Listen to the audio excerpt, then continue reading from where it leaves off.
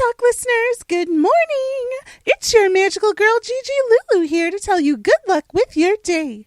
But before you get going, I want to let you know a few things that will help you wake up and face that sunshine. The podcast you are about to hear contains strong language, adult content, and sexual situations, so listener discretion is advised. There may be spoilers for any anime, including all of Love Stage, so please be warned if there's one you've yet to finish. And the opinions expressed in the show are those of the individuals and do not represent Dub Talk as a whole.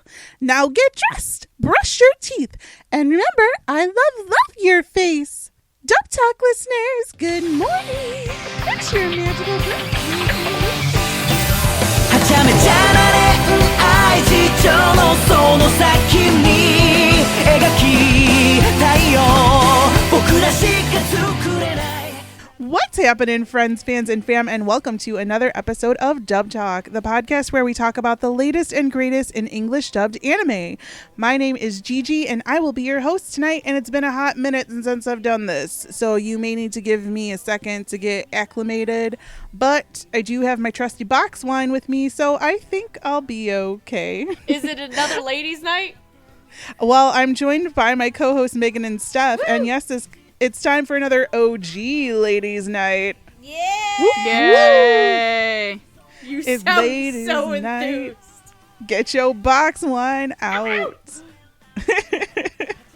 And so crack that seal on the box or pop that cork if you're classy and get ready to talk about the dub for Love Stage, a boys love anime that aired in 2014 that just received an English dub from Sentai Filmworks last month.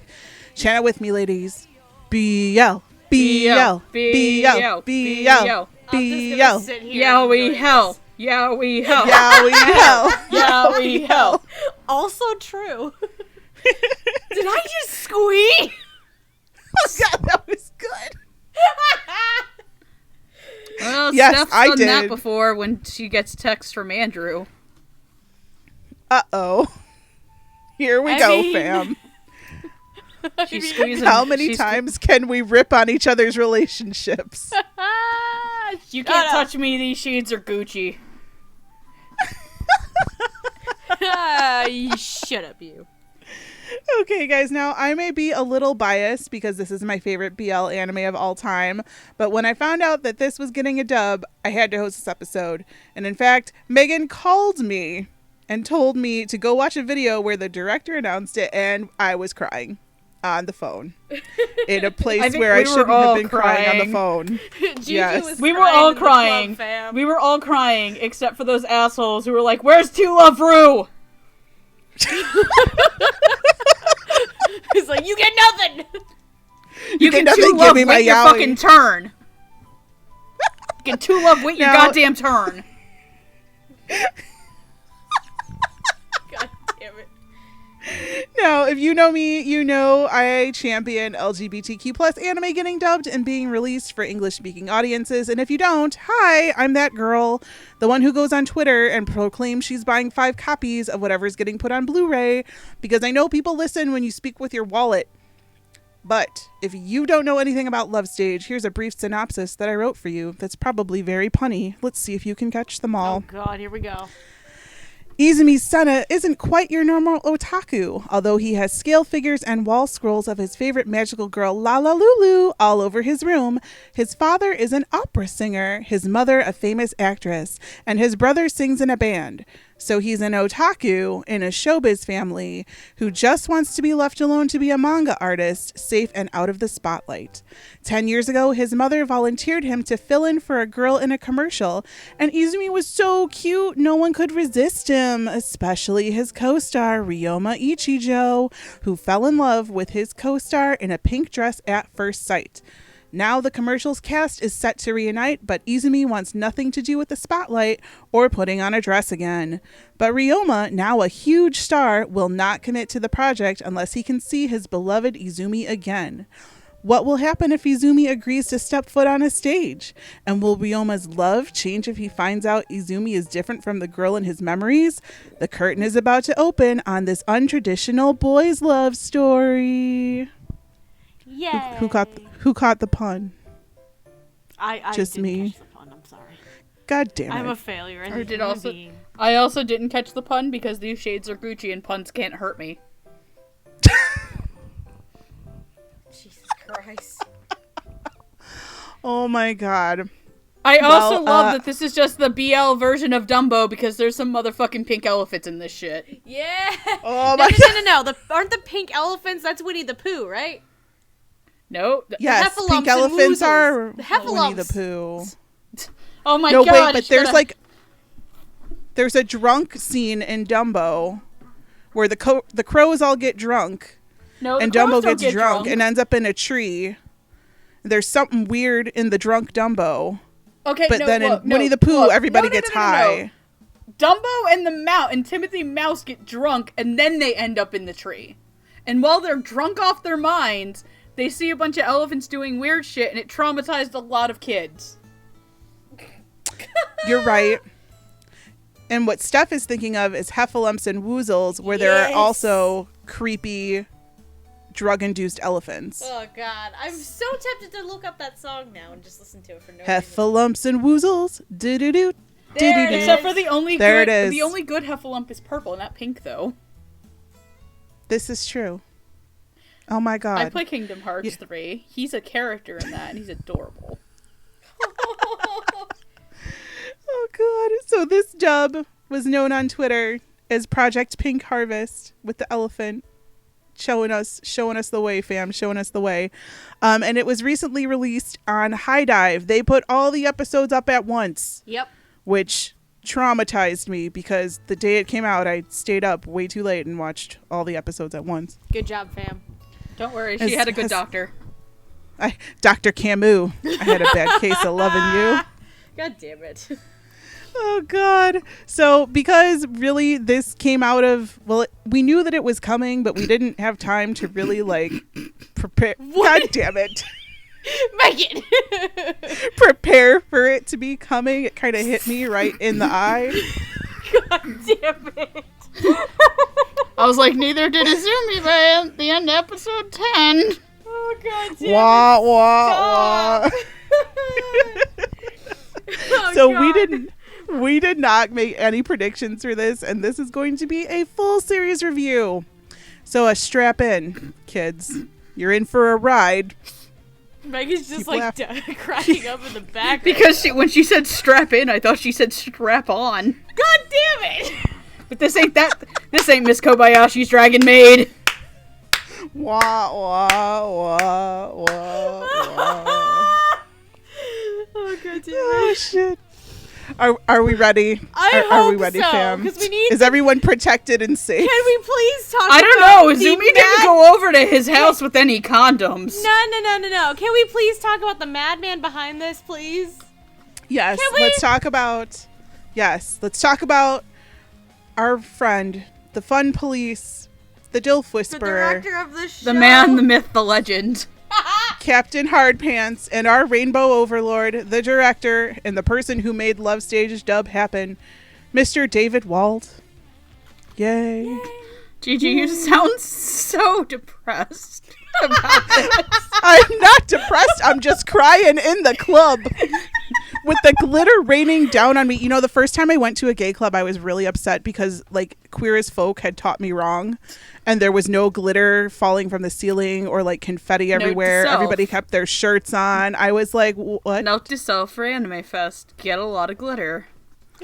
Just throw it on me. No. Do you know the saying, glitter is the herpes of arts and crafts? It's fucking true. And I worked in an arts and crafts store, ladies and gentlemen. It gets everywhere. Just like cum. Oh my god. I fucking quit. Can we stop? No. So, David Wald was the director of this show, and he was also the writer, along with Marissa Lenti. If you haven't been able to see any projects that David Wald has worked on, he has also directed Tada Never Falls in Love, which we did a dub talk on. Hitoriji My Hero, which we will do a dub talk on, and Bloom Into You, which they did a dub talk on. I did a dub talk on.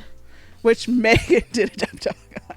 He also has written my favorite thing of all time called Diabolic Lovers More Blood. Which you did a dub talk on. which we did a dub talk on. Hitorichi Made My Hero, Which we will do a dub talk on. is still coming. Wah, wah, Just wah. like Ryoma. Stop it! No! And School Live, which we did a Halloween episode on, so go figure. And Marissa Lenti has written for Bloom Into You, Tada Never Falls in Love. I'm seeing a pattern here. And Rewrited, is that how you pronounce that Yes. show's name? Yeah, that one, for those wondering Found if dead in there's- Miami. For those wondering if there's an episode for that one, that one is currently found dead in Miami, as Megan just lovingly said. So it's Dim. It's dead. No, Dim. Dead in Miami. Yes. Dead Dim. Miami. Dim. Dim. All right, guys. So this is the passion project. Let's not break anybody too badly. What do we think of the directing and the writing for Love Stage? I mean, it has been like probably 5 years since I've watched the sub of the show. Unfortunately, due to other circumstances and other situations in my life, I don't have a lot of positive memories of this show, and I tried to avoid it for a long time. However, with the English dub, I hope to make better memories of this show with people that I care about more, and I can say that... I mean, we're not making better memories already with this? I mean... We've already made so many dick jokes. I mean, we're all fake drunk. We're not gonna remember this in the morning. Yeah, it's fine. It's fine. So that being said, you can feel every single ounce of David Wald's love being poured into this. Stop laughing. Phrasing, Lana. Phrasing, Lana. Phrasing. You can feel every ounce of his passion and his love for this series come in. This series is still really funny in English, but I feel like it played up a lot more of Love Stage's, I want to say, potentially better qualities. Because a lot of people, I feel like, are going to write off this show because, ew, two boys kissing. Let me go watch an anime where two girls almost kiss. Not saying if you're into that, it's bad. It's just a weird double standard that I see with a lot of otaku who are like, ew, boys love, gross, nasty. And it is the other way too. There are a lot of female otaku or people who identify female otaku who are like, ew, Yuri, gross, let me go watch two guys kiss. Like, please stop doing that if you're that person. Please stop, you're helping nobody. But what I say by play up the better aspects of this is that this is a love story that hinges on a misconception of someone's sex and gender. And that's already really tricky to work around, but then with the message, at least for Ryoma's character, and then eventually Izumi's character, is, it doesn't matter that this person is the same gender as me, I love them anyway, they make me feel things, and I want to be with that person physically intimately, as well as emotionally intimately. And David Wald really gets that across, and so does Marissa Lenti as his secondary writer. I gave Marissa Lenti an award last year for her writing on Bloom Into You, which... I'm gonna be kind of upfront now, is my favorite of these three dubs. I also happen to like that show a little bit more. I think that these, both as directors and writers, do a really good job conveying this aspect of the show. I think that they handled a lot of tricky subject matter, not only in regards to love, but things like sexual assault and passion and what you want to do with your life. And I think they brought together a really good ensemble cast. There is one bad voice in this whole dub. One. I think that they went with, for Sentai, I don't want to say it's a pool of actors that you don't know, because the four biggest characters in the show are all played by actors who have had leads in other dubs, or are part of large property ensembles where they do play bigger characters. But I think I've been talking for too long and too seriously. I think it's a really fantastic job.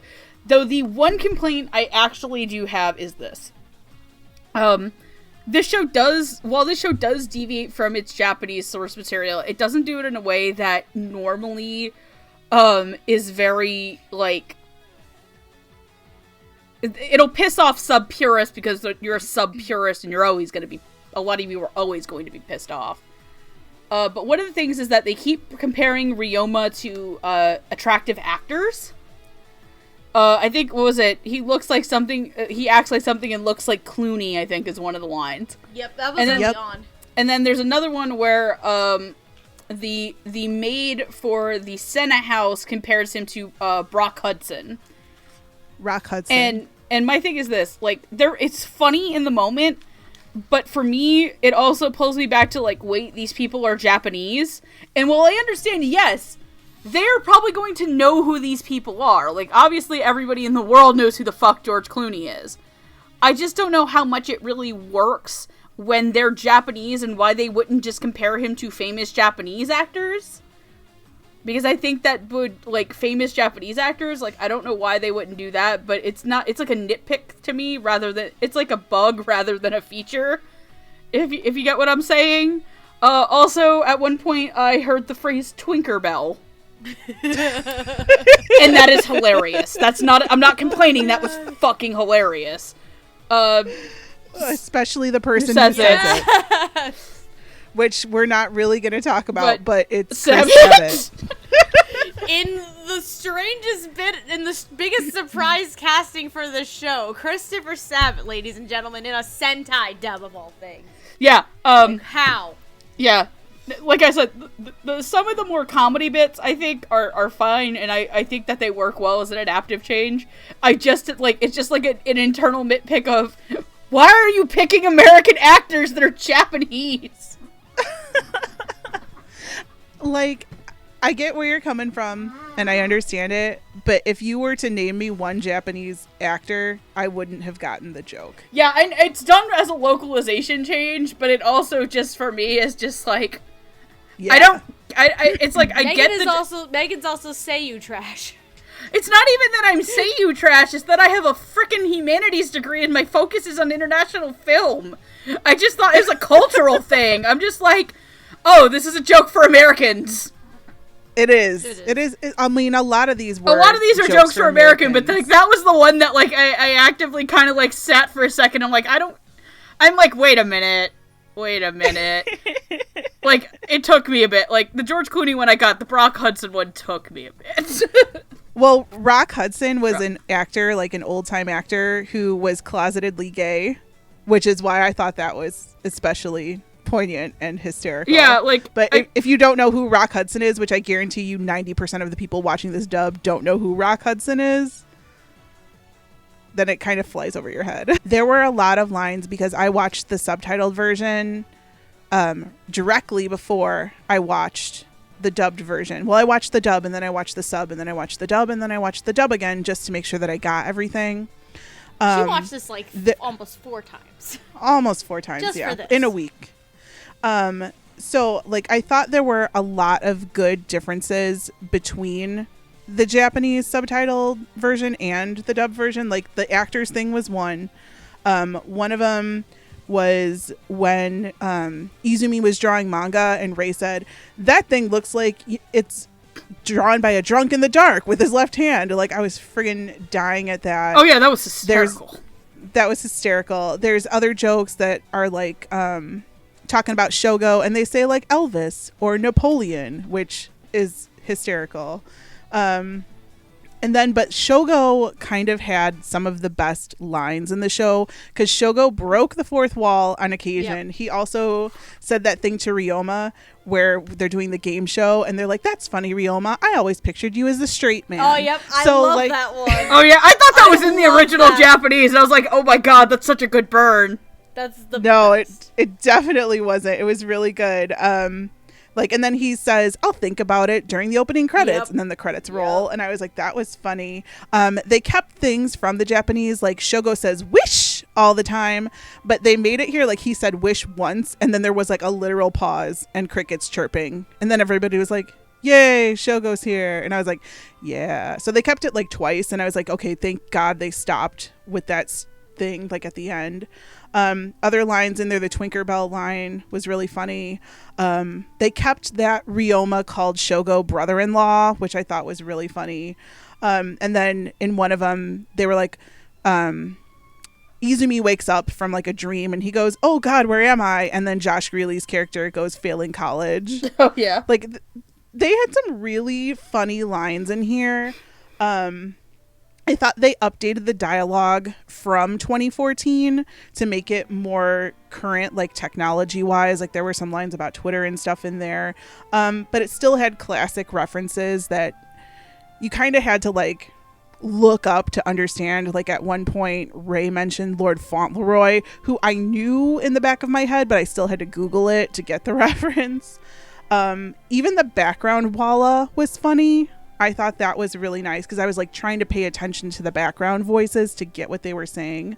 They kept a lot of the original dialogue intact from the Japanese version, like the stuff about I'm trapped into BL, like am I an uke and whatever. They kept that was all in the Japanese. The one thing that I am not sure how I feel about that was a dialogue change from the Japanese is the very last line. So if you're, we were just talking about this before we started. Yep. Mm-hmm. If you're watching the show in Japanese, at the end before the credits roll, Ryoma and Izumi are on the bed, and Izumi tells Ryoma that he loves him, and Ryoma says, "I love you back." And then in the Japanese, Izumi says, "I love you again," and that's where they end. Well, in the English version, Ryoma says, "I love you," and Izumi says, "Prove it." Which I really am still on the fence about whether I like that as an ending button or not. Like, that was like the one writing wise choice thing I was kind of on the fence with. Like, is he that secure in his relationship that now he's gonna come at Ryoma a little bit, like even in jest, or is it just gonna end on like that sweet or was moment? he saying like, "I love you, prove it," as in fuck me again? Yeah. Because they totally bang in the last episode. Yeah, they totally bang in the last episode, guys. Like, I don't know if Izumi wants to go again. I think he's a little Izumi, traumatized. I think Ryoma kind of jackhammered it in. Because, all right, let me be 100% clear here, kids. Don't do what Izumi did and buy doujin and BL manga as a form of education. Please don't use AO3 fix as how to gay sex. Because let me tell you this. People use things that should not be used as lubricant. My roommate Sam in college at one time read a Tumblr post where somebody was complaining about this, and it's like on the bottle it says for external use only for a reason. However, that conversation also ended with me asking, why would anybody shove a bottle of aloe vera up someone's butt? Oh my god. God damn it. This is a 100% true story. I'm not lying. Oh shit. And look, I'm just saying this. I saw not a single condom nor any lube in that room. I am pretty sure they did it raw, and that probably hurt. Oh god. Oh, that hurts me just thinking about it. Oh Man, don't shove the elephant down that down that gorge. Stampede You need to in the pave the gorge. way first. Simba's down there. It's the circle of life, and it moves us Get all. the fuck off my balcony. Get the fuck off my balcony. Oh god. So, like, that being said, Please practice safe sex. Yes. Thank you. There's your PSA for the day. Thank you, Megan/Ray, for your PSA. your sex talk of the day. Thank you for coming to my TED Talk. I did really like the writing. It's just that one line at the end that I'm on the fence about because it ended so sweetly, and then in the English version it kind of ended with a little snark, which I kind of like, but at the same time I'm kind of like, I don't know. Like, I had forgotten that it was completely different. So, I don't know. That's just a purist me, I watch this anime too many times thing. As for the directing, I've been to David Wald panels at conventions, and I've watched the videos that he's done for Sentai concerning this. This dub was a labor of love. He basically campaigned to be able to dub this, went to a bunch of people, and finally Sentai said, yes, please, here, you can do what you want with it. He wrote most of it. It took him a very long time. This is a labor of love. The directing, I think it's solid all around. Casting was very good, especially the cameos that only come in for 3 or 4 lines, but they're listed as like main characters. So I'm like, who was, oh, okay, I got it now. And while very funny and still kept the original humorous tone of the series, I still felt that it was very self-aware, like breaking the fourth wall, like calling Ryoma a straight man, like realizing that this whole story is about people coming out, and that's got a very different tonal change than just being funny all the time. You could tell that this was for his rainbow tribe, as he calls them, and it was made with love, and I could tell it, and it was wonderful. I have 2 questionable choices about accents, which one we'll get to shortly. The other one is that the 3 makeup girls sounded like they were all in Narima Daikon Brothers. We're totally cosplaying them, by the way. We are totally cosplaying them at Anime Fest. See you in Dallas. But as I said, as long as we get to have that horrible Southern accent, we're doing it.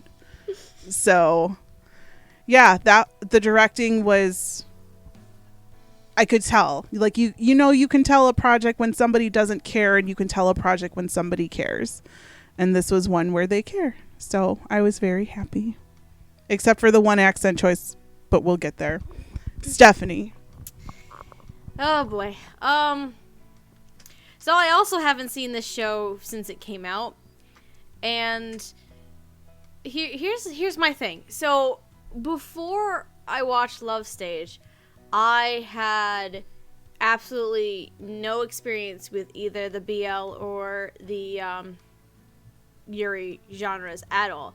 Like I had never seen any series, read anything, had refused to for the longest time, and Love Stage was actually the first boys love series I'd ever watched, and it was probably for the best because it kind of turned my opinion and mindset around in general of these kinds of shows. So coming back and revisiting it for the first time in, God, it's 2019, 5 years ago now? 2014 is when you said it came up originally, right? Yes. Yep, it's 5 years old because this was one of the first anime I ever talked about on my YouTube channel, and my YouTube channel will be 5 years old in August. Yep. Yay! It's 5 years old, and so revisiting the show, I remember it's such a adorable and endearing series. It doesn't take itself too seriously, but it's serious in all the right places, if that makes sense. Yep. Like, because I think one of the misconceptions with like boys love, and probably with Yuri anime in general as well, is it's over-sexualized, it's taken very seriously, and then a lot of other things kind of send it down in a downward spiral. With Love Stage in particular, though, because it has those comedic elements and it has a really nice story and these characters that actually are capable and able to develop and grow throughout the course of the series, it actually is one of the few BL series I think is just a lot of fun. In terms of the directing and the writing, like Gigi and Megan were saying, you can tell this is a labor of love. Like, straight up. Because originally when this series was released by Sentai, there was no dub. They released it sub only. So the fact that David Wald put the time and effort into, like, campaign for this dub, to put this much work and effort in for it, it definitely shows, for sure, on the directing and the writing end. And with Marissa Lenti as a co-writer on this too, the two of them have been a fantastic duo in general. Like, when it comes to Tada, when it comes to Bloom Into You, because I finally watched that. Were they co-writers on Hitoriji Me My Hero? I can't remember. It wasn't on her It doesn't say. ANN page. It doesn't say, but it was mostly David. But I mean, at this point, I've seen enough series where the two of them are basically the staffing duo on their shows, and it's been a very solid team, and very solid, very strong, I would say, for our directing and writing team, and it's no exception here as well. And honestly, it's both of them have, I think, a really good understanding of what the show is, what kind of show it is. And like I was saying, they know when it needs to be serious in all the right places. And there are things and subject matters very, very complex, and almost some of it can be actually rather dark.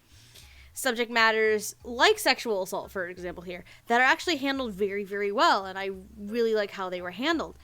I think the one thing for me that I might have an issue with, similar to what Gigi was saying, and it's very odd for me to say this of all people, because I never usually have this problem, some of the dialects.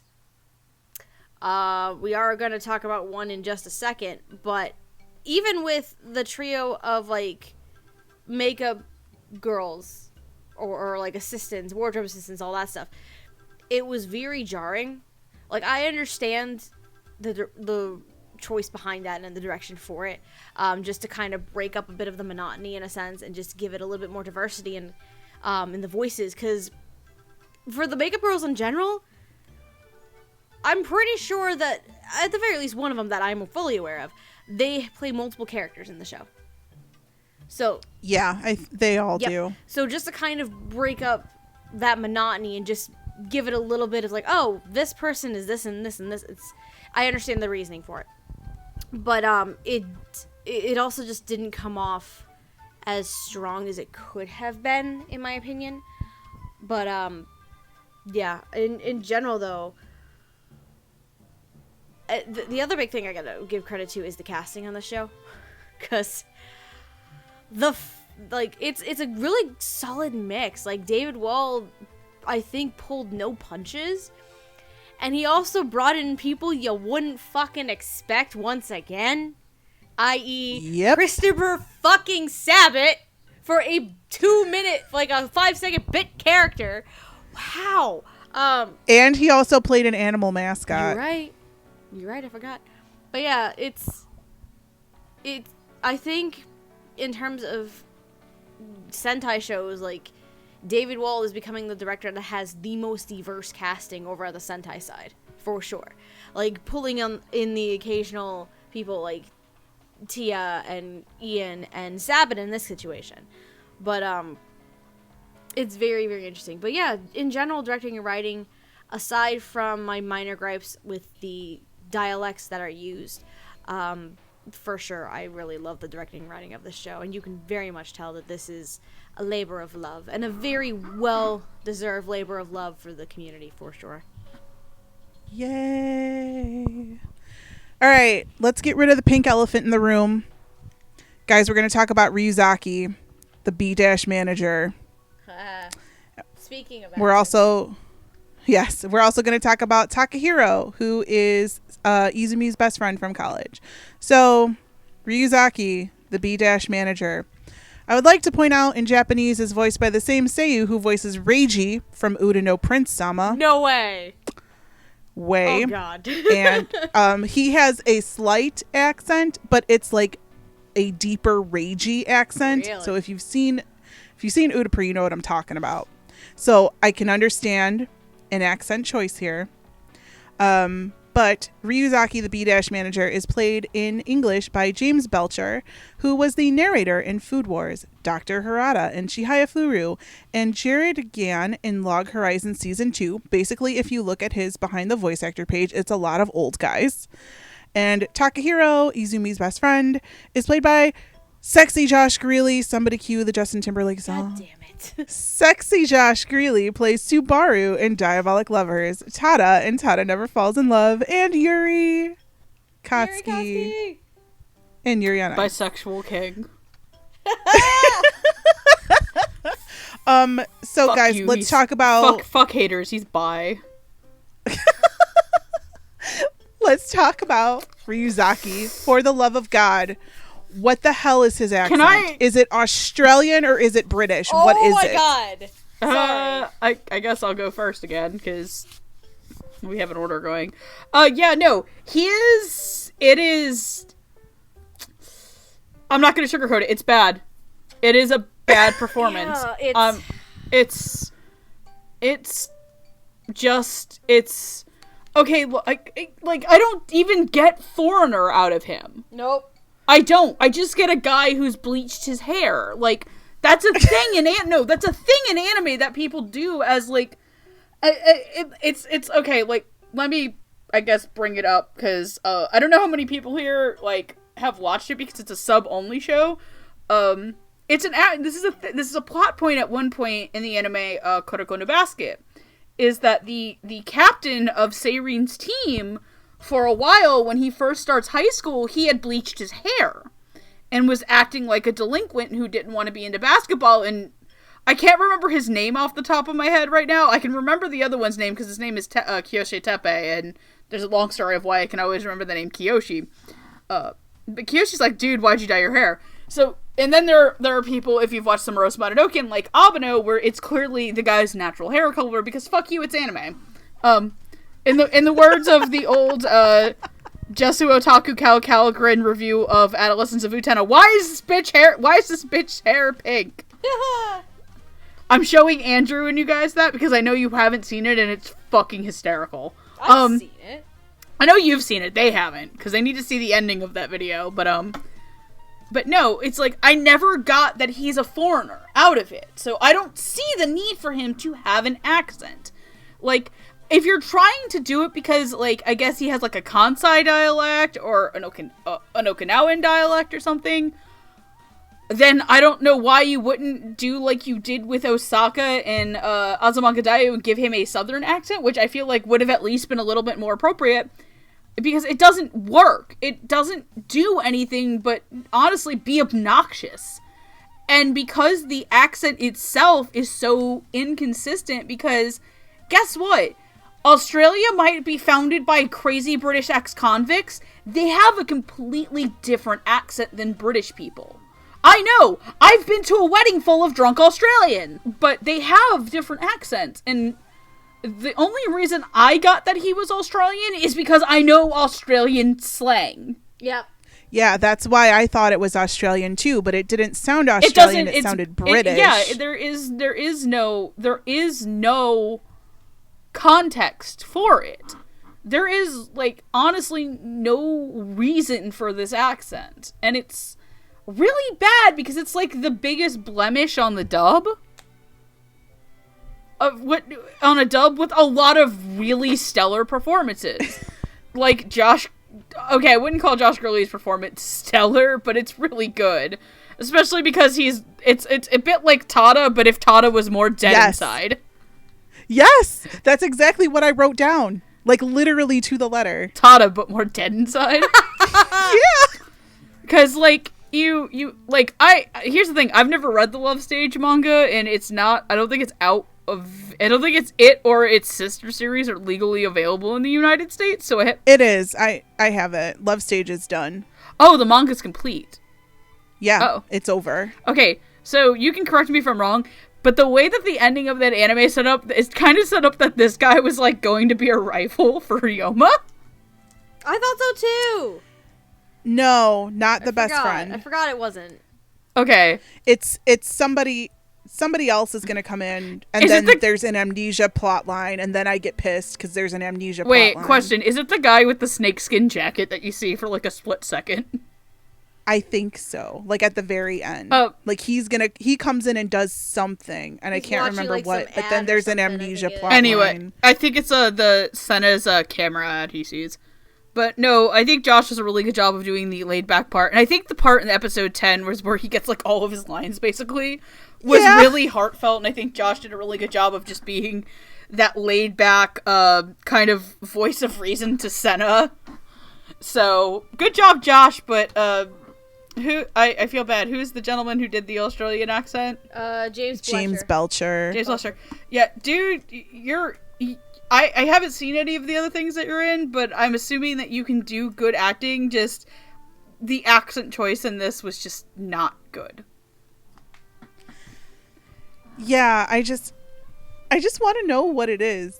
I want to know what it was supposed to be because, like I said, I heard it and heard British, and then I listened to the words and thought Australian, and then there started like some British slang in there also. So maybe it was like, if I'm giving everybody the benefit of the doubt here, it was a choice to have him be a poser and not know which accent he was supposed to have.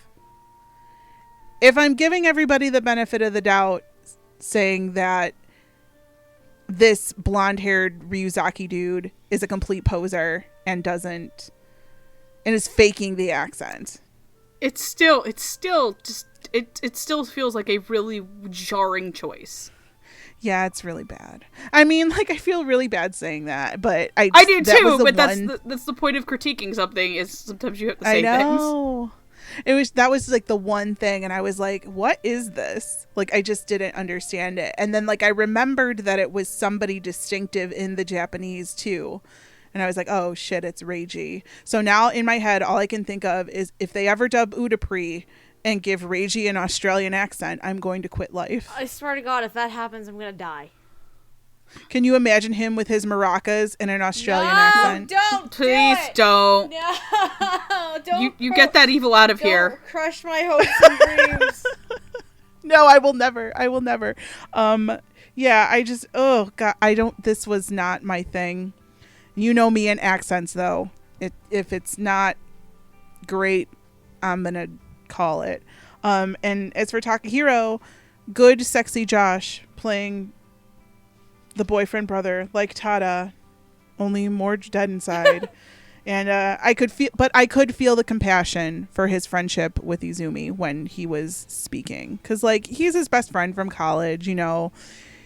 He knows that Ryoma cares about him a lot, and he wants to. Talking about sexy Josh is a good boy. Takahiro is a good boy. Like, I liked this, and I wanted to talk quickly about Josh Greeley because I thought that he was like kind of a standout through all the other kind of cameos that we got. It helped that he got more than 4 lines, but I really liked him, and he is like becoming kind of like the go-to kind of calm actual Josh Greeley voice, as opposed to like his Yuri voice or his Subaru voice, Angry or Josh, his Angry Josh, his Princess Jellyfish voice. Like, and I'm kind of digging that sexy Josh is getting to use more of his real voice for characters more often. So that's what I got. Okay. I'm going to talk about Josh Greeley first. 'Cause, yeah, I basically agree with everything the both of you have said. It's very interesting because obviously for the longest time we've been so used to either crazy bombastic Josh or like really gruff angry Josh, and this is the middle ground where it's the most natural for him, and it's really I really like the performance a lot. Takahiro is kind of he's like this center for Izumi when it comes to the whole manga world and all this kind of stuff, and it's a really good balance with Izumi as well, and versus the two other manga research club members, who were very, very goofy, by the way. But I really like the performance. Who were the other two? One was question. Andrew Love. I know that. Andrew Love. Okay, who was I thought one of the other ones was Alejandro, I think. It's not. He's not in it. I want to say it could have been Blake Shepard. I think it was. One of them was. The other one was Blake Shepard, because it kind of sounded like Shishio from Token Rambu for a bit. I know one for sure was Andrew Love, but then the two, I think that this goes hand in hand. The two hosts from the comedy show, one was Andrew Love and the other one for sure was Blake Shepard. Oh, that might be it. So I think that was a thing. I think. Somebody correct me if I'm wrong. I know you will. Hooray. But I hate to do this. We have to go back to James Belcher again. We do. Like, I know nothing about this individual. I have not really seen anything he's done. I don't remember him as the narrator of Food Wars. I really don't. Like I was saying before, I understand full well the intention of the dialect choices. I understand completely. I just don't think it worked here. At all. Like, I feel like if it was played a bit more straight, vocal-wise, like, I bet James Belcher would have turned in a great performance with that. But the problem with... Yeah, here's the thing, like, if he had no accent, it's perfectly fine. Yeah. Oh, yeah. Exactly. I think the problem is it's hard. I can't really call it a good performance because the accent and the dialect just really, really get in the way of it. Like, I bet he's a phenomenal actor. I bet he is. But the accent just does more harm than good, I think, is the problem. So I can't really judge it as a good performance because it gets in the way so much. It's kind of heavy-handed, and unfortunately, like, for the performance, it kind of suffers a lot. I do enjoy the goofy nature that this guy has, though. He does have a lot of fun energy to him, and I do appreciate that a lot. And he's also, like, he's very, very sneaky, trying to steal Ray away. Yeah. Oh, boy. Trying to steal him. It's great. And, but outside of that, it's... The accent work did more harm than good for this performance, and unfortunately... It does make it the weakest performance of the entire show, and I hate saying that. Because accents and dialects, they are very difficult. They are very, very difficult. And while we praise the accent work quite a bit with Tada Never Falls in Love, it kind of fell short on this one. So, it's not easy. Not at all. But, A for effort, and I'm sure... Mr. Belcher, if you ever listen to this, you are probably a phenomenal actor. It's just it didn't work here for me. And I praise you for doing any kind of Australian accent, because I can't do it at all. I can't do Australian either because I go straight British, so... Me too! So do I! That's why we're like, But, all right, fam, let's move on. I was going to lump 2 and 2 together, but I really want to talk about 2 of these characters at the same time. So for our next group, we're going to talk about Kasumi Shino, who is Ryoma's manager / personal assistant. Also, Gaga Ruru, who is the bad version of magical girl Lala Lulu. We're going to talk about Lala Lulu, who is Izumi's magical girl crush, magical girl... His baby's first waifu. Yeah, his waifu. We're also going to talk about Izumi's mom and dad, Nagisa, his mom, and Seiya, his dad. Because I want to talk about a casting choice that I thought was really phenomenal. Yeah, there's Lala Lulu, double casting on this one. Kasumi and Gagaruru are played by Brittany Karbowski. If you have not heard her, she is one of my voice actress waifus. I love her very much. She plays Yamada in B Gotta HK, one of my favorite things ever. She plays Nanachi in Made in Abyss. And the first thing I ever heard her in, she plays Ayu Ugu in Canon 2006. So Lala Lulu and Izumi's mom are played by the same actress, and that's Monica Rial. And I'm going to talk about why this was genius in a moment. But Monica has played 1,000,001 characters. Some of them include Misaki Ayuzawa from Maid-sama, Suyu in My Hero Academia, and Stocking from Panty and Stocking. Nitty and Made in Abyss. Oh, Lord. She's having flashbacks, boys and girls. Hard Drive keeps calling me out with that. They keep posting, like, the end of Made in Abyss got us, like, with Nadachi, like, because, Steph, you haven't seen it yet, right? I haven't seen all of it, no. I know Gigi has. They keep posting the gif where Nanachi's in the grass crying, and you know what's happened, like, right before that scene. And it's like, oh, Christ. Fucking, like, the only thing I can say is, like, it's like putting your dog down. Oh god. You not wrong. I'm not. When Steph gets that, she's gonna punch me.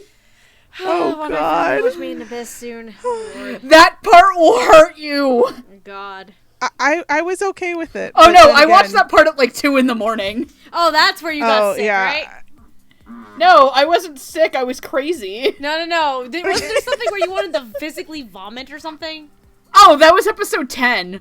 I wouldn't know what that is, but don't tell me either.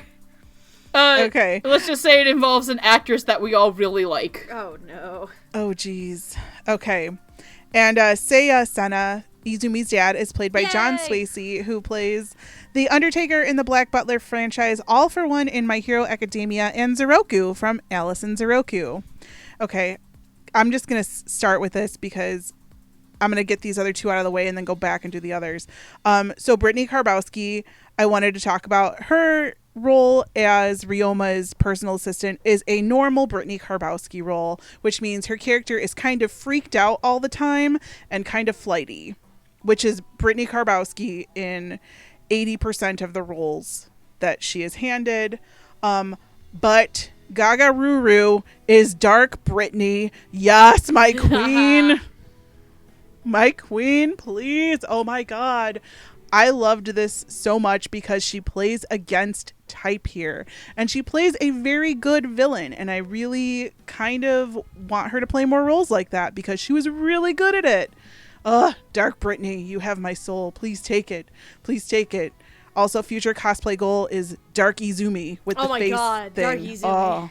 With the face tat. Dark Izumi with that and the vampire teeth. Yes. Dark Izumi, yes. Dark Izumi is when I'm John- depressed. I know. Dark Izumi all is of us me. when There we're is no hope. I've given up. Only darkness. I've given up on hope. Hope has caused me nothing but pain. And then it comes No, let me go Lala. listen to. Everybody- Let me go. Yeah, Dark Izumi goes and listens to like The Cure and The Used in his room.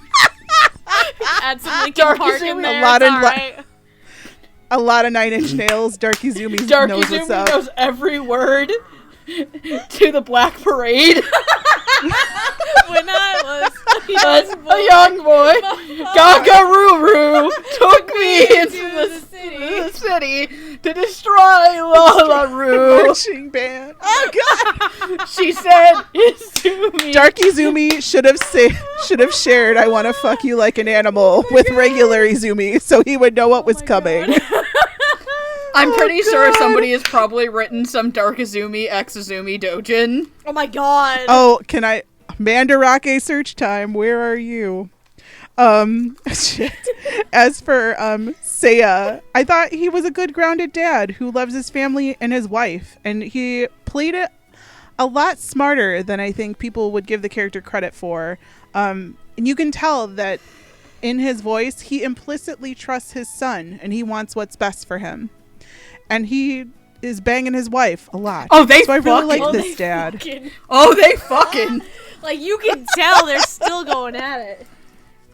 He's like, damn. I was like, relationship goals. That's what I hope to Nagisa have ain't in, got like, no 20 cobwebs years. in her cellar. Oh, Jesus Christ.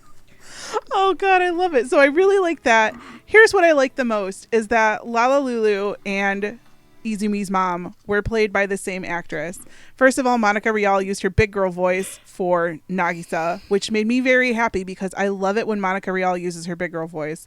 That's my favorite thing. But there's a lot of like symbolism between Lala Lulu and Izumi's mom, to Izumi. Like, Lala Lulu is cute, sweet, pure, and like to the letter magical girl voice wise. And Izumi needed her to idolize. And like some kids idolize their mom. But on the other hand, like the mom was like a sharp contrast. You know what I mean? She's a MILF. And you can even tell in the voice, she's a MILF. She trusts her son. Obviously, the dad thinks that. I know. But Lala seems like the more responsible one. And when Izumi says goodbye to his innocence and he says goodbye to his fantasy dream world, like, I almost felt like he was saying goodbye not only to Lala Lulu, but to his mom and to like his childhood, because he has to say goodbye to his magical girl to start his new life when he realizes who he is. He kind of has to say goodbye to his mom, even though they're going to be, still living in the same house, still seeing each other and everything. But his mom kind of knows. Like, you can tell through the voice that the mom kind of knows about Izumi. And she always wants what's best for him. that last little bit where she's talking to the dad. And her concerns, Yep. So Izumi has to say goodbye to his innocence and his fantasy world and his dreams because he has new ones. And then those are his reality now. And I think casting Monica as both Lala and the mom, it helps both characters willing to let their son go to find himself. I thought that was really poignant casting, and I really liked the choice there. I don't know if that was a happy accident or what. I don't know. But I thought it was a really poignant choice. And like, one of the reasons I liked Love Stage, first of all, Lala Lulu is best girl. That alarm clock is boss. I love that goddamn alarm clock. Best alarm clock, best girl. I really loved Lala Lulu, and I loved the symbolism between Lala Lulu and Izumi like coming out of the closet and finding himself and reinventing himself and just finding out who he was, and that he could be able to say goodbye to some of the rejection and say goodbye to parts of his old life in order to be new Izumi. Like it said in one point in the subtitles, it says from Izumi, spelled like all correctly, to Izumi in all caps, like Shogo, like, his old self to his new self in the entertainment world. I thought it was very poignant casting. I really liked it.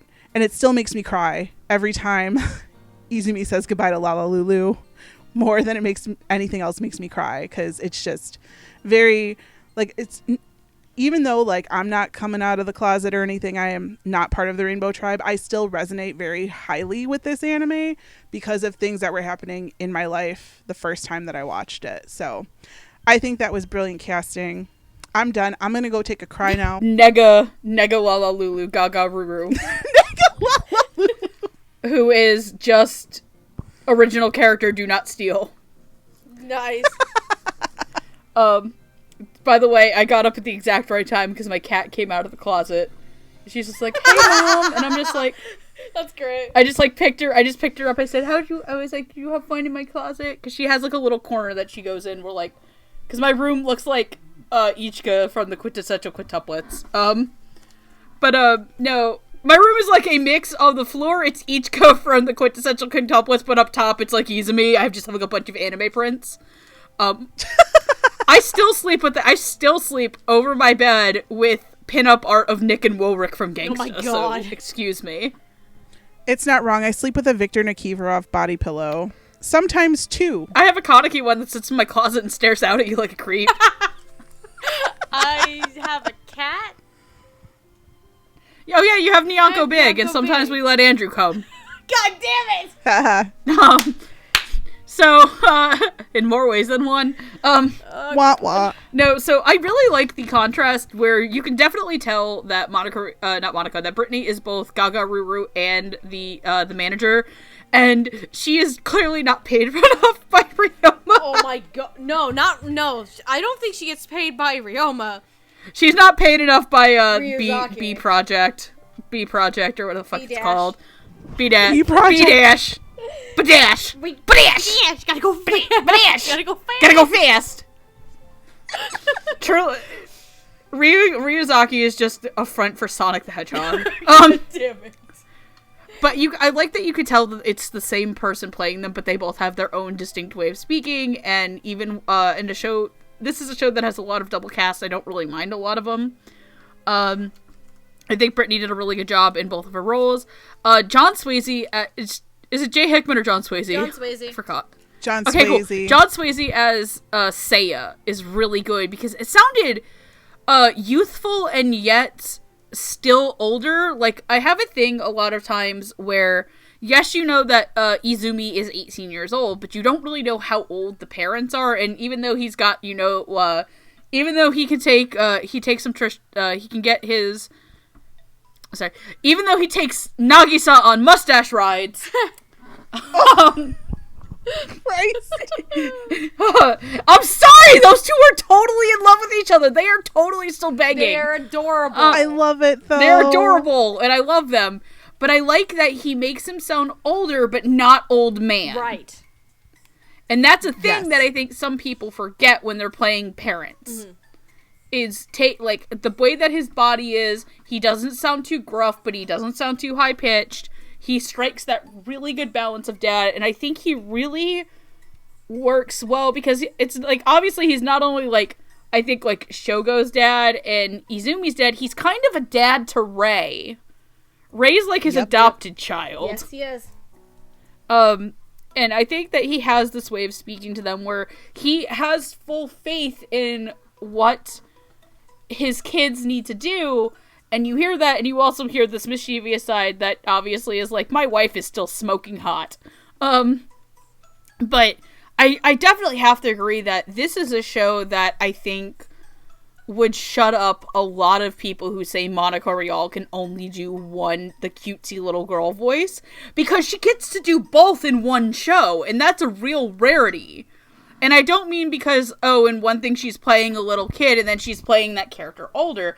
Obviously, when you're playing, and obviously there is, what Gigi said, the metaphorical bond between Lararuru being his mother and stuff, in that figure in his life, because they make it very clear through a lot of the show that Izumi is his mother's son.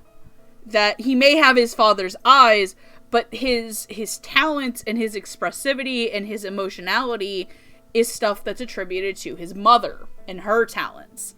And that's why he's so good. He's such a natural at acting. Just the fact that Monica gets to do that cutesy, magical girl cartoon voice, but at the same time plays a mother who is youthful and still very much at the height of her life. Like, this lady is like, fuck yeah, life, hell yeah, I might be married, but I'm gonna mac on Ryomi Ichijo. Damn straight. I'm gonna mac on my son's boyfriend. I mean, it's like when I take my mom to go see Marvel movies. She just wants to wash clothes on Chris Hemsworth's abs.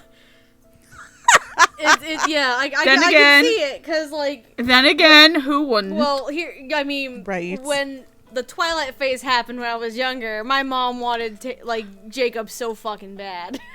Oh, did you also have a Twilight phase? I thought I was the only one.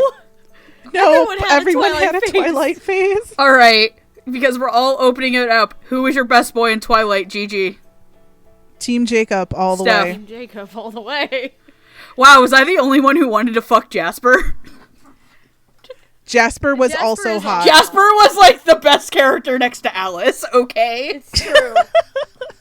And I don't mean the movies, I mean the books. Yeah, like, true facts. Well, if we're talking about the books, then we can't talk about Jacob, because Jacob got weird. Yeah, Jacob turned into a pedophile at the end. If we're talking about books, then I would have been on Team Edward. Okay, taking books, not movies. Yeah, for taking books, Team Edward. I would say taking books, I would probably say Team Edward too on the book side. I'm surprised Gigi doesn't want to fuck Emmett. I don't remember. The burly guy. He was the big burly guy who at one point they admitted like him and his wife having sex like tore down houses. I really don't remember that. I remember. Why do I remember vivid parts about Twilight books? Fuck, this is gonna be fucking embarrassing. This is clearly your guilty pleasure. We're laying it all on the ground here today, much like Ryoma's clothes. And Izumi's. And Izumi's. But no, I just really think that Monica gets to honestly show off. Like, she gets to show off in this show, and it's kind of impressive. Like, fuck Monica haters. Go to the left. That's what I have to say. To the left. Everything you own in the box to the left. The box to the left. I guess that's my take. Let's go, Steph. Yep. Bringing up the rear. What does that say? What does that say? I like big butts and I cannot lie. You other brothers can't deny. Other brothers can't deny. When a girl walks in with an itty bitty waist and a round thing in your face, you get sprung. Oh, that was a wolf noise, but it meant to be an elephant noise, and it came out wrong. I'm gonna start with Brittany Karbowski because Brittany Karbowski is having so much fun. Like, I'm gonna actually lump her and Monica kind of together for a good chunk of this conversation, because even with the double casting, because there are times where, for me, when double casting happens and it's for specifically like integral characters, Bungo Stray Dogs comes to mind here. I usually am not. Hey, Erica Lindbeck. I'm usually not the biggest fan when it happens, but so long as you make it different and distinct enough, I'm okay with it. In the case of Brittany, it's in the middle, because Brittany is doing her Brittany thing. Really, the only difference between these two roles is one is a fucking spaz and the other one is just evil Brittany. It's really what it comes down to. But that doesn't mean to say that she's not having fun. She's having lots of fun with this. In terms of Monica, very distinct and different. Obviously, you can tell it's Monica on both ends of this, but at the same time, you have Lala Lulu, who is the magical girl Peppy, like, this is your hopes and dreams. Don't give up on your hopes and dreams. And then you have the mom, who, again, is a goddamn MILF. And is like, oh, you're of noble blood and all this fun stuff. And it kind of has a regal air to her. She believes in this quote-unquote nobility of hers. And it's actually really amusing. And it's, for Monica, it's very much distinct enough for me to enjoy both sides of it and not get too, like, nitpicky with it. Brittany, even though the vocal range doesn't change, personality-wise, it works just enough for me to enjoy it. And then, and then speaking of Monica, while we're at it, I actually I do think that the casting was on purpose, Gigi. I have a suspicion. I mean, I looked on ANN just on the off chance, like, oh, is it the same seiyuu of both these roles? It's not. It's not. Okay. But considering how much of a labor of love this is for David Wald, I would not be surprised if this was done on purpose. Just because of the symbolism and what you were talking about with the mom and Lala Lulu. I would not be surprised if this was done on purpose. And hopefully one day we'll get to ask him if it was. But I digress. But I really enjoy the Monica's performance a lot. And I really do have to agree with what you guys were saying about John Swasey as the dad. Because John Swasey, we are very much used to as these older men, sometimes grandpas, and these kinds of roles, and a very, very gruffer, more older tone of voice. This is not that character. Like, he's an older man, sure, but it's not to the point where it's strict old man voice.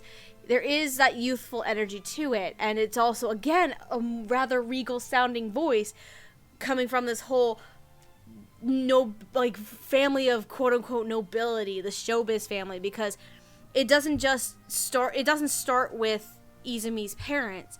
It actually goes back to their grandparents, too, we find out in the show, as a little bit of exposition. Because I think it was the grandma was a dancer, and, what was the grandpa? The grandpa, was he an actor, too? I believe it was. I think so. I think so. But, it's very, I really love that performance and that tone of voice, because it's a tone of voice we don't get to hear John portray that often, because he's normally typecasted as these older gentleman grandpa kind of characters, and I really, really like this casting and the performance that was portrayed in it. Because while Monica is like has all of the energy, and is like, oh, ho, ho, ho, ho, this kind of deal. Mm-hmm. John kind of grounds her. It's a really good balance. He kind of grounds her a little bit and kind of dispelling all of her worries. Again, I want to bring up that last scene that we have the two of them with, where they're just talking about Izumi. And the mom's concerns and her fears, and the dad's just like, oh, he'll be fine. Don't worry about it. He'll be fine. It's like, well, they'll be fine. Now, do you want to go upstairs for a few minutes? Like, the MILF and the DILF. I know, they gotta do the thing. But yeah, I enjoy both of these performances a lot. In all honesty, I would not be surprised if the Monica casting was done on purpose. Given like what we kind of know about this project in general, I wouldn't be surprised if it was on purpose. And with John Swayze as the dad, I really love it. It's definitely different, and I want him to play the more of these regal dad characters. I really do. It would be so much fun. But yeah, I'm done. Woo! All right, let's keep going, fam. These two. Let's keep going on this crazy train. All right, fam. We're gonna go on to one of two couples in the show. The secret couple. The secret couple, the hidden Can boyfriends. I say something before you announce this? Yes. Fuck all y'all who gave High Dive shit about this. What? A bunch of people got really mad that they called them just friends. Oh. But that spoils the whole Yeah! show if you know in advance. advance. I get it. Yeah, no, like, and High Dive was like, no, look, we didn't do it because people called them, like, disrespectful and shit. And they're like, no, we're not doing it at disrespect. And I think David Wald eventually had to step in and be like, no, they're doing it not to spoil it. I was about to say, because really, Right? if you've never seen the show before, it doesn't really become confirmed. Like, it doesn't happen until the end! It's not confirmed until, Yeah, like, the last very end. 5 minutes of the show. They fucking. This is another. They this fucking, is another fam. edition. Oh, they fucking. They fucking. Just the Love disclaimer, stage. The disclaimer of this episode, or like the hint of this episode, is just gonna be the pro ZD. Oh, they fucking.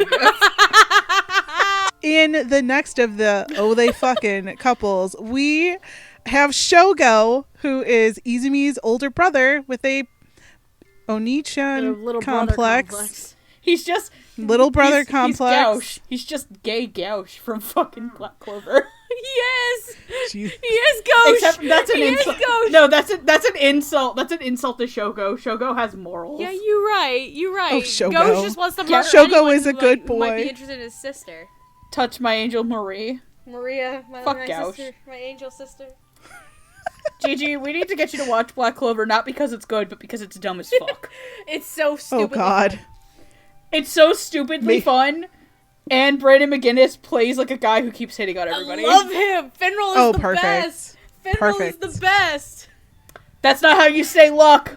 Fuck you, Finral's the best. Oh God. Fuck you, luck's the Oh, best. God. Well, I have no idea what they're talking about. The other person we're going to talk about is Shogo's down low boyfriend. Also, one of the managers for Senna Productions, Mr. Ray Sagara. He's also Izumi's other mom. Yes. Izumi's other mom / dad / uncle / everything. So our good buddy Shogo, Wish, is played by Greg Cote, who you may also know him as Tanaka from Haikyuu. Sir Tanaka, sir! Mugi Awaya from Scum's Wish, which I will watch dubbed just for this. And also Sugar, that was a typo. Dojima from Bloomin' to You. His name is not Sugar, it's Suga, I think. I know it's not. No, but I like I like the autocorrect on Ray's name too, by the way. Yes, the autocorrect also put Ray as Red. Red. So awesome, because I don't proofread things before I send them out. Is played by our Rainbow Overlord, the director and writer himself, Mr. David Wald, who has also played Bulat in Akame ga Kill, the Dilf Whisperer himself, Victor van Gransrijk from The Royal Tutor, and my favorite, the Fun Police. Fun Police. Reiji from Diabolic Lovers. My Rufy's heart. mad. The motherfucking David. Roofies were bad. Rufy's mad. He's a fun police in this show, too. Yes! When there's trouble, you call DW. David Wald. Let's get Gagerous. Mic drop. That's Thank you for great. that. All right. Oh, Jesus. Oh, there's so much to say about these characters. I guess I'll start while Gigi's dying over here. I love David David Wald so much. So, I guess I'll talk about Shogo first, because he's not in the show as much as Ray is. And I love you, Greg Cote. I love you so much.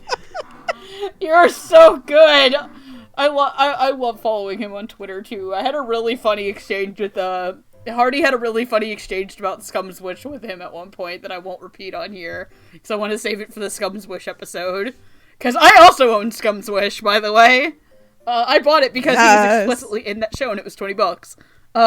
Trash. So, basically, I like that Shogo is very much, like, this is gonna sound really weird, because I usually hate when people do this voice. I usually hate when people kind of do the dude bro voice. But Greg Cote carries it so well as Shogo, and it feels kind of natural. Like, I love Shogo, and you can tell, here's the thing, like, Shogo, I understand actually having, like, some sort of, like, weird dialect to him, because it's made explicitly clear that he did go to school outside of Japan. Yes. He has lived in other countries, like, I understand that. It works.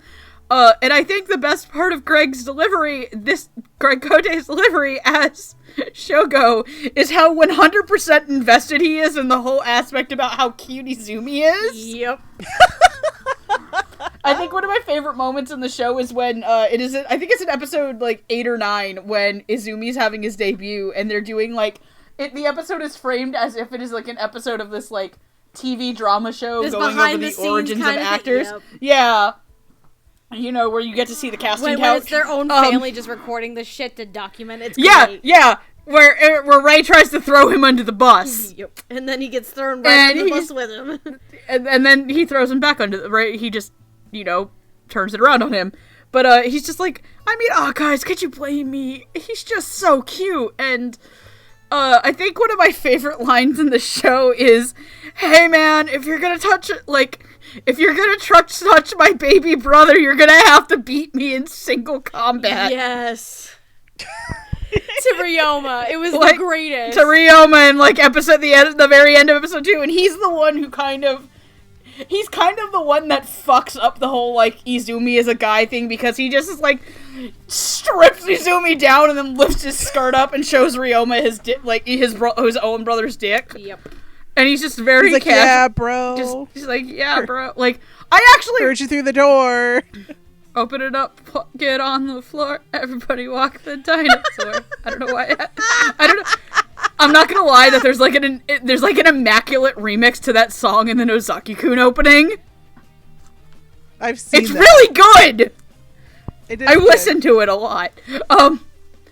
But I think that it works so well that his performance and the way that he has Shogo speak is so casual, very open, very attached and cutesy, as opposed to Ray, who has to do the count to 10 method to calm the fuck down. Yes. Count to 10, count Ray. To 10, Ray. 10. 10. Ray also has some of my other favorite fucking lines in the show, which I have a couple of them in text message to them, because I was just, like, writing a couple of them down, and I'd like to... And David Wald's performance, like, at first I kind of couldn't tell it was him, and then, like, the David Wald started slipping out. Yes. Yes. Like, when he got angry. When he starts to get mad is when the David Wald slips out. Izumi, down to fuck. Ray, also down to fuck. Just at the end, it's like, I'm getting lonely at night, you should come over, and I'm just like, haha, double entendre.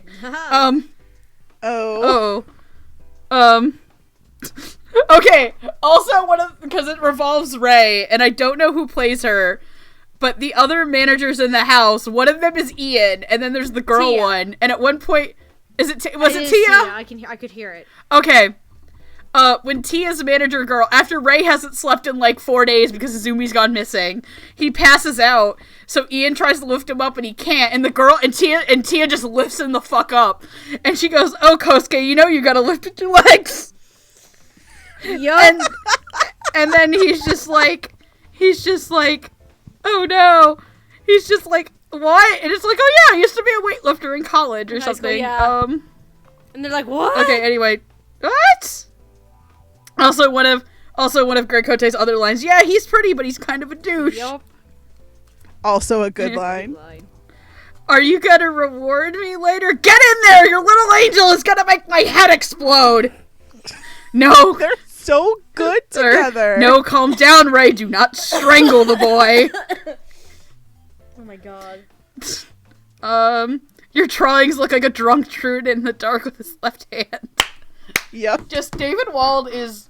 One of the other things I really like about Ray, and that I know a lot of directors do cast themselves in their own shows. I'm very, very happy that David Wald casted himself as the experienced gay in the show. Oh my god, yes. Yeah. Because there are a couple times that were, like, hysterically awkward to listen to, where Izumi is trying to get the sex talk out of Ray. Oh my god, it's the greatest. Yes. Shit. And Ray's just sitting there like, what am I, the first one being, it's like, what is... No, one of my favorite parts is just David Wald's like, yeah, no, it's not weird that you're, like, in love with a dude, and Ray Izumi like, I'm sorry, what? Do you like being held by men? Yeah. Just nonchalantly, it's Obviously, fine. it's not... He's straight up. He just straight up tells him, and the way that David Wald, like, performs, it's like, obviously, this is, like, it's a big deal to Ray because Izumi has just been sexually assaulted, and he's trying to be sympathetic to him, but he's also trying to tell him, yeah, no, it's okay that you are attracted to a man, or that you got turned on by a man in, like, you would potentially be turned on by men, to which Izumi asks, is it okay? Is it normal that men get turned on when you touch their nipples? Yes. And he's like, yes. And he's like, yes. And he's just like, yes. And then the part where he's like, does it hurt? And he's like, well, like, depends on the and person. I like how, like, they're saying in their experience and their size, to which I'm pretty sure Shogo's hung. Oh, Jesus. I know that the sister manga is about them, but I don't know which one's the top. I'm hoping it's Ray. Because Shogo is, no offense, Greg Cote, I'm pretty sure Shogo's too dumb to know how to top. Oh my god. Oh, God. That's great. No offense, Ray is morosexual. Shogo would ask what color the Pink Panther is. Oh god. Whoa. God, I love you. I love getting to use that joke every fucking time.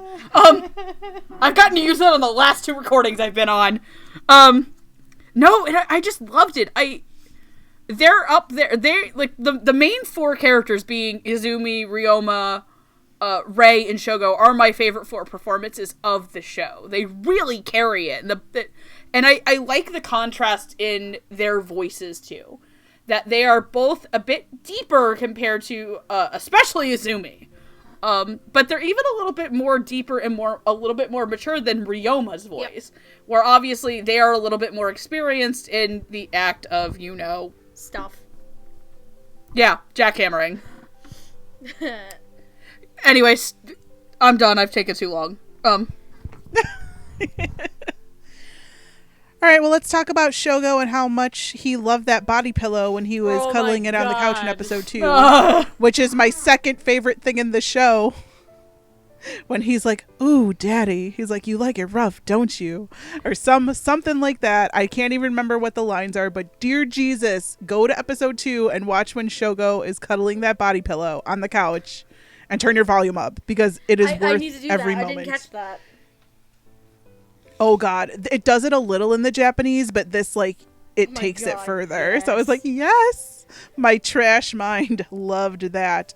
So I think Greg camps it up as Shogo just enough so that it's funny and not annoying, because personally I found the Japanese voice of Shogo to be really annoying. Apparently that guy also sings the ending.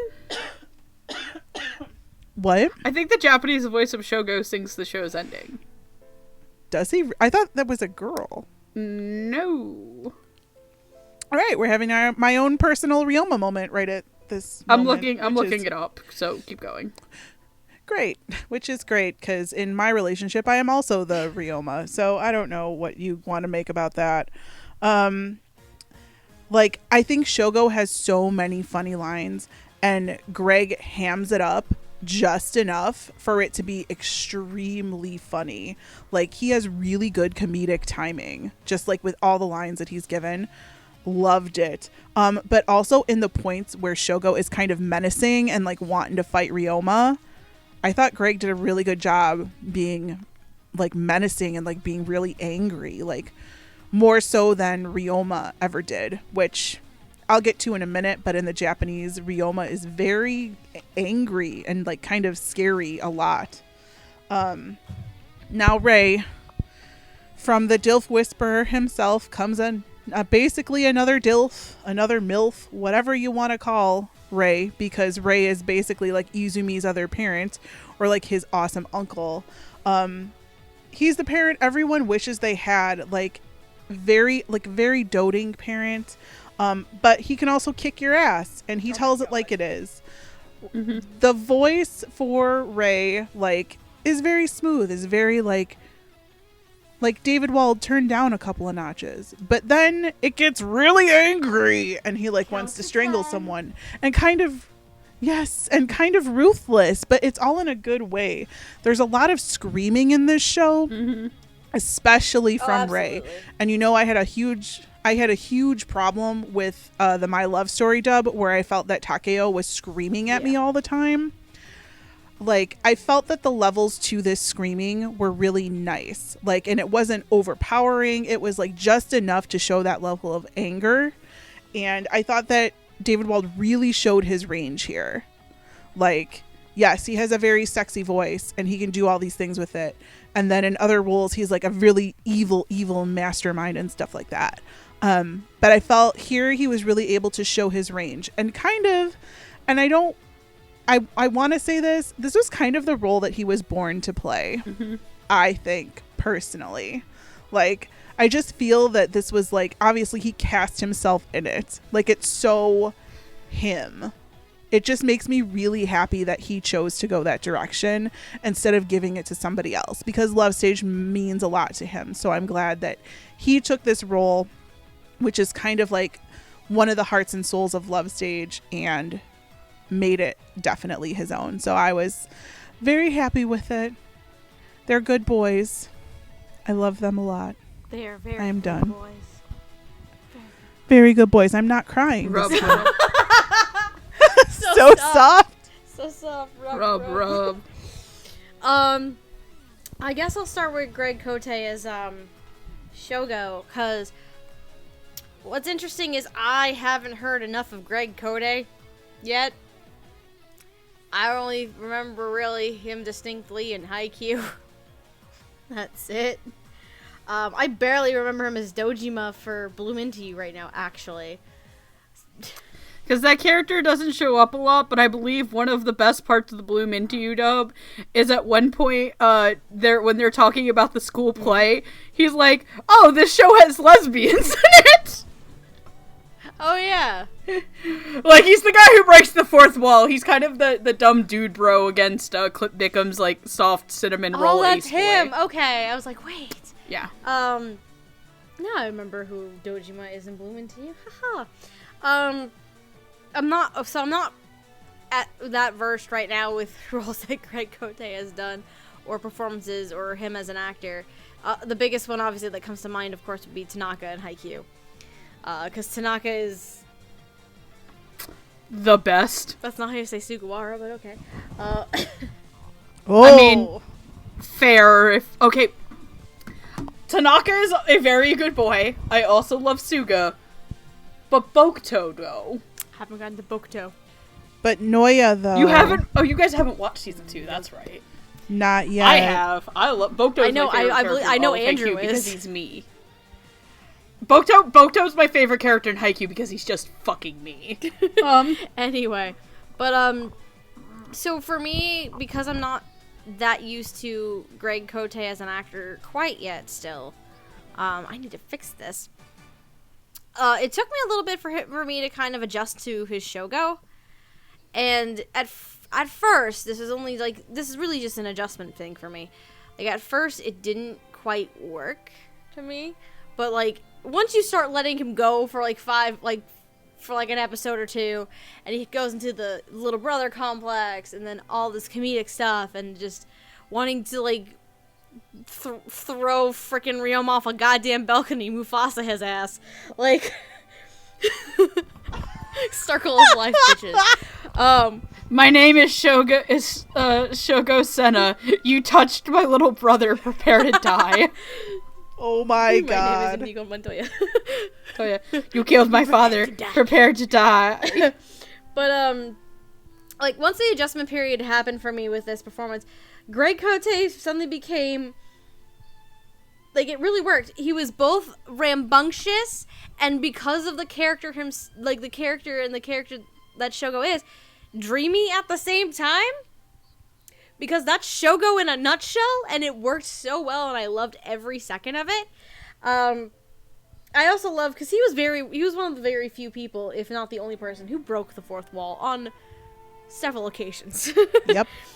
And some of the dialogue he has is just phenomenal, and he balances off and works very well with David Wald as Ray, which going into that, this is one of my favorite performances in the whole show. Yay. Like, he shows both maturity and a toughness, like a tough love kind of thing. Both as like a manager figure as well as a substitute parental figure for Izumi in his life. And it's very interesting. But also at the same time, he's also very doting and he's a very concerned individual. Like, when Izumi just straight up disappears for a couple of days, he gets, like, no sleep.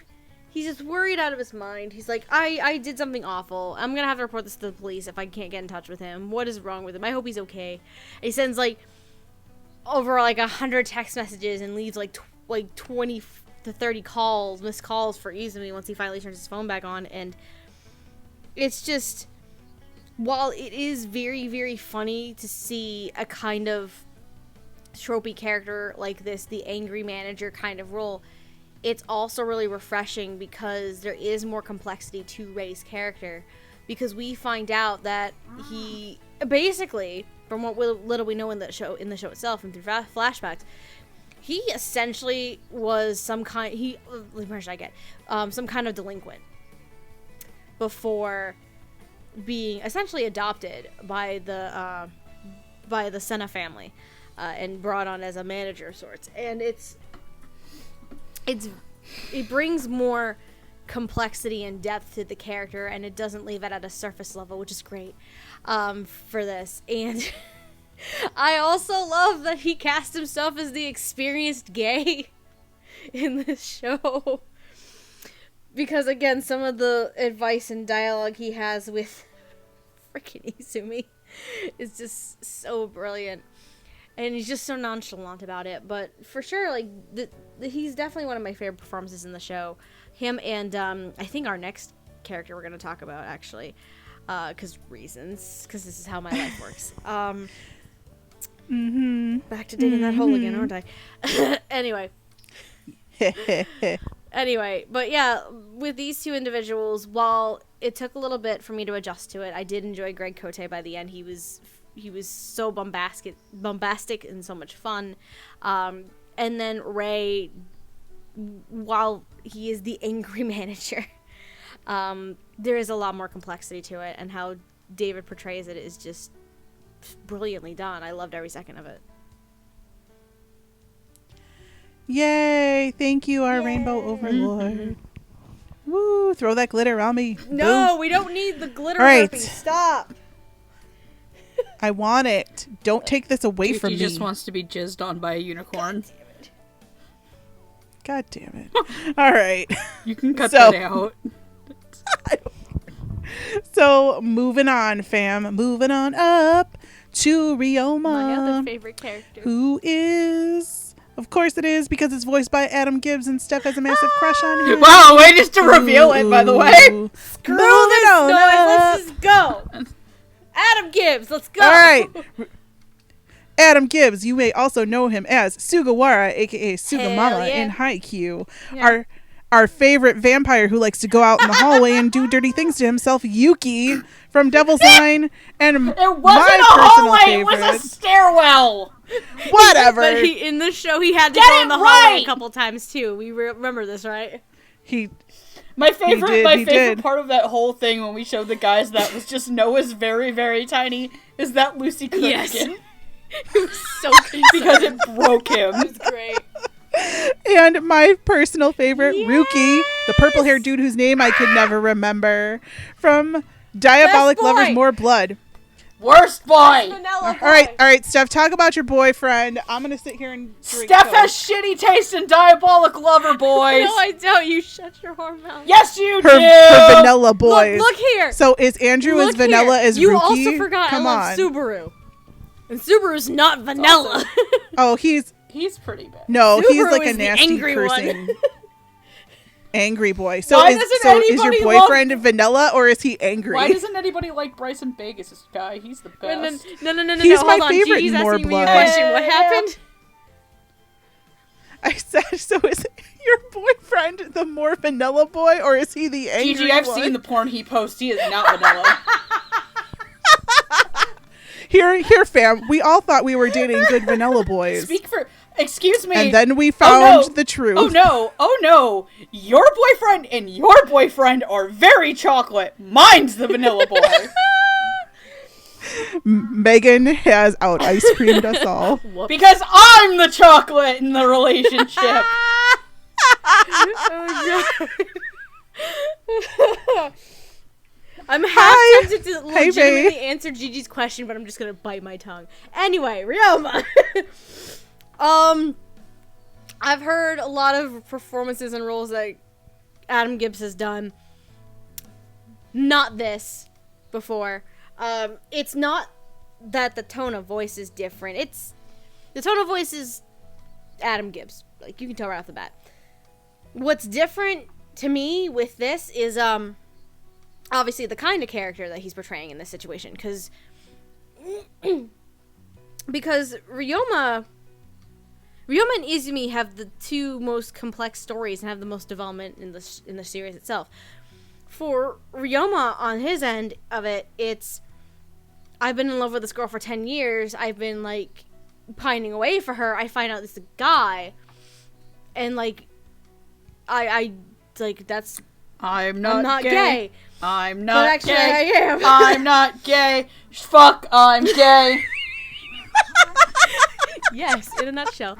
And he's just trying to win Izumi's, not necessarily his heart to an extent, but his acceptance and like his attention, basically.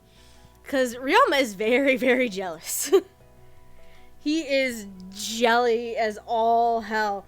Like the last couple of episodes where all of a sudden Izumi makes his debut and he becomes very popular all of a sudden, and fans and other people in the industry are just like fawning over him, and Ryoma just suddenly gets so jealous because he thinks he has to fight all of these people for his affection. And he just drags him out and is like, I just want to know if we're actually friends or if this is something that's real, and he just passes out because he's sick. But Ryoma is very, very, very complex, and what I really like as well with the performance, and excuse me, hiccups and burps at the same time, that's not cool. What I also really like about the performance, and to kind of take it into a serious tone for a bit, the whole thing with sexual assault.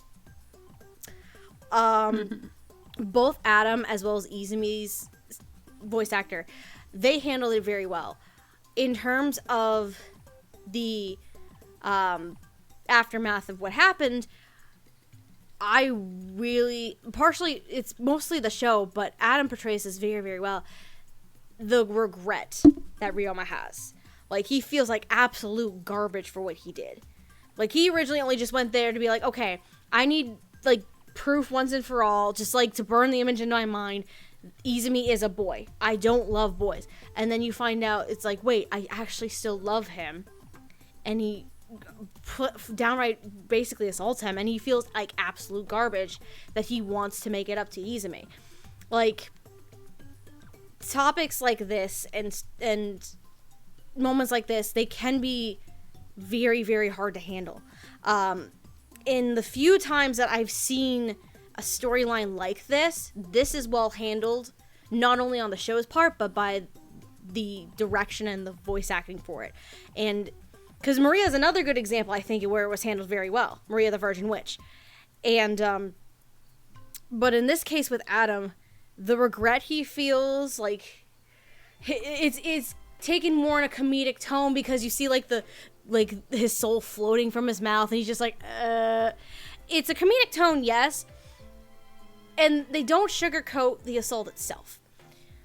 But given the context of the show and what it's going through, the performance, I think it didn't go over the top with it. It didn't underplay it. It didn't go over the top and just downright make it this truly, truly shocking thing. It just played it as naturally as humanly possible. And that was the right tone and the right call for this show. Because it's a very, very complex and heavy subject matter that needs to be handled with care. And Adam Gibbs, because he's a phenomenal actor in and of himself, I think on his part with Ryoma handled it very, very well. But in general, I really love the performance, because there is that complexity. There is all the stuff that Ryoma is going through. Like, because he's holding back. He's holding back so much. If it were up to him, he would just, like, drag Izumi in the bed and just be done with it, like, right off the bat. But he knows what he did is wrong, and he's very self-aware of it. And just seeing the development and the character progression throughout this arc with him, I just think is downright phenomenal. So, if anything, this is my favorite performance of the show, for sure, because of that complexity. And he's also, to bring back the lightheartedness, he's also such a dork.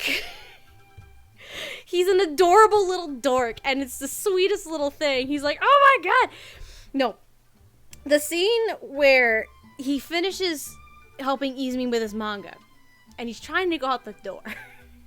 And he goes back and gets little kisses. Yeah, that was cute. It was the cutest thing in the whole world. And I'm like, oh my god, this is so precious. I want to, like, hug Ryoma and be like, it's okay, baby. It's okay, baby. You can steal all the kisses you want. It's fine.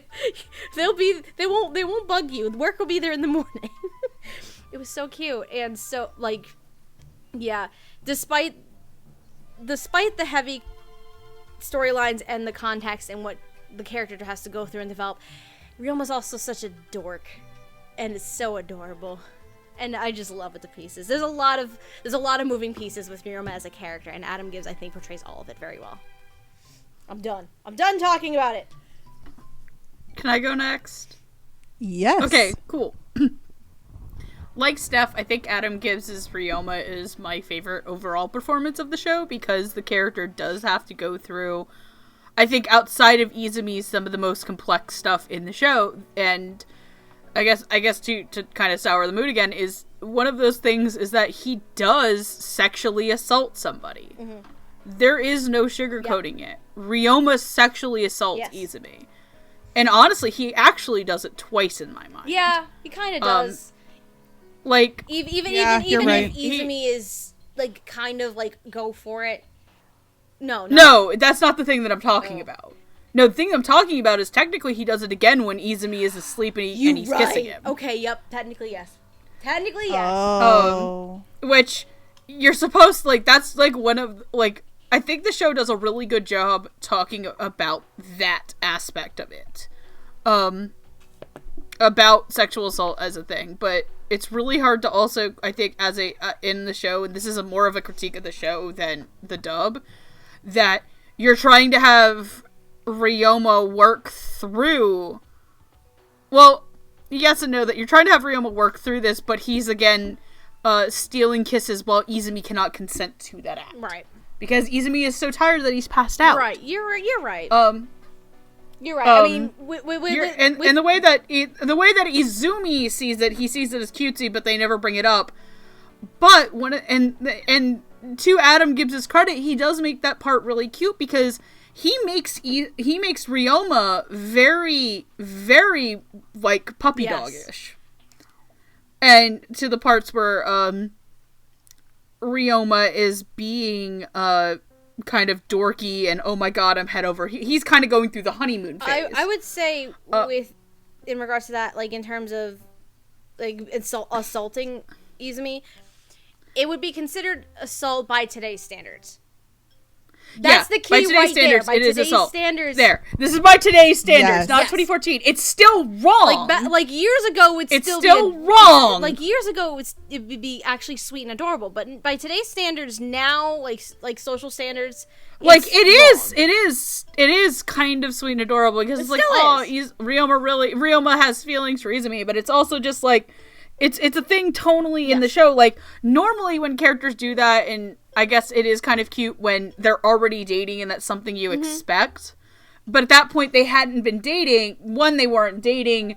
Two, Izumi himself didn't have feelings back for Ryoma at that point. So by today's standards, he wasn't reciprocating. Like this isn't me like, don't call me in the comments, call me an SJW. I'm just saying like this is just me talking about the themes of the show.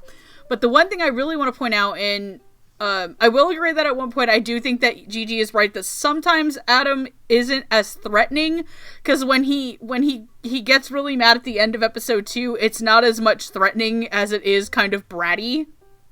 Well, yeah. He does, however, get the threatening part when he's trying to fuck him on the couch. To that though, like to his credit there with the whole bratty thing, the guy just found out that the so-called girl he's been crushing on for 10 years is actually a boy. So I think, in all honesty, that direction choice, that choice in general, I think for the performance is justified in my opinion. Like, he doesn't have to be mean. He's just flustered. He's just flustered by finding this out and is like, wait, what? And he doesn't know what to do. He's trying to process it. So, I think it's justified, but I kind of see what you're saying. Yeah. But the thing I want to go for, and to me, I think the scene that really, really got me with, Adam's performance, number one, is when he almost says fuck. That was the best. His dream. Oh my god, what the fuck? And then it cuts. The elephant is the greatest. The pink elephant dream, and he's just like, what the fuck? And it cuts off. No, but for me, the one scene is actually when Izumi is depressed. Yes, I know where you're going with this. And he says, and Izumi is like, just do it. And he starts to, but Ryoma pulls back and is like, no, this isn't what you want, and this isn't really what he wants. And he leaves, and he goes off, and he's in the bathroom, and the way that Adam Gibbs just delivers you had the perfect opportunity to get what you want, why didn't you do it? To himself. Because he knows that it's not the right thing to do. And Adam Gibbs nails it. And he nails the parts at the end where he's like, do you love me, or is this just a joke to you? Oh, that fucking broke me. He does such a good job. He does such a fantastic job, and I'm so used to Adam Gibbs playing a lot of emo boys. Surprise! and Ryoma's the least emo thing on the planet! least emo thing. Ryoma is a dork. He's a cute Ryoma's dork. Such a fucking he goober. is. But no, Adam, it was... I love it. Anyway, I like I said, I really enjoyed it. I think Steph got a lot of my points. I'm gonna covertly grab Steph by the mouth, drag her off so Gigi can have the stage. Come here, Steph, I've got a picture of Andrew shirtless. Woohoo! No, I'm good. Not tonight! I gotta finish this, come on! Not today, Satan! Satan, maybe later. Not today. All right, friends. Well, here's my thing on Ryoma, and I want to point this out just so people who are fans of shoujo like I am will get sort of a weird comparison to this. The original Japanese seiyuu for Ryoma was Nagi from Idolish 7. Oh god, doing a normal voice? Yes. Doing a much deeper, normal voice? Angrier voice. Like, I say normal voice because, look, I love the shit out of I7, but Nagi's voice drives me up a wall. I love Nagi and I love his voice, but I know why you think it's annoying. But yes, doing a normal voice. It is like my one fear when if that show ever gets stopped. Oh god. I have one fear, and it's Nagi's English voice if it ever happens. Well, just wrap your heads around that one while I talk about this. So, like I said, the Jesus original Christ, Ryoma my voice. magical stick, no! That is one of the greatest lines in all of anime. Please go find that if you've never heard it in your life. Right? Oh god. So, OG Ryoma is a lot meaner. He is a lot meaner than the dubbed version of Ryoma. I don't know why that is. I think maybe the biggest thing that's different is that Adam Gibbs's voice has a higher tone to it. Yep. So he doesn't sound as mean. I never really got to the point of anger and to the point of, like, because Ryoma gets mad at Shogo a lot. He gets mad at Izumi, like, in the beginning. I never really felt that he got to that point of anger that the Japanese version did. But at the same time, this is the most range I've heard from Adam Gibbs in a long time. Like, he has to go from, you're a cross-dressing pervert, to, what the and then he goes, at the end when he goes, you're beautiful, then I fucking lose it and cry sweet. by myself It was so on my sweet. couch. I wanted to just melt. I liked, Oh my girl, crying, me. I really liked the soft parts the best from him, along with the authenticity he has when he is apologizing. Like, when he's apologizing to Izumi over and over and over again. I didn't feel like he was saying he was sorry just to say he was sorry. Like, that's sort of what the Japanese version made me feel. Like, they kept repeating it over and over. This, I felt like he was legitimately sorry for the stuff that he did to Izumi, and when he took Izumi away from, or what, he didn't take Izumi away, but like when Izumi came to his house and they were hiding from Rei and they went to apologize to Rei, like, I legitimately felt that he was sorry for all the bad shit that he did, you know, and that authenticity has to come from the performance, and I felt that way more here than I did in all of the Japanese version. He played it really well. This was a big stretch of Adam Gibbs's range and of his acting chops because of all the different transformations that Ryoma has to go through. I will say that the one thing that was kind of weird for me is when he was reading the texts to Izumi out loud, when I think he turned into a Valley Girl for about 4 minutes. He started to sound like me. I know, because he said like a lot, and I was like, oh my god, he's me. This is like legitimately me texting my boyfriend right now. And speaking of me texting my boyfriend, I would like to read you a text that my boyfriend sent to me. What did he say? While he was watching Love Stage. I did not tell him to watch Love Stage. He watched it on his own. God.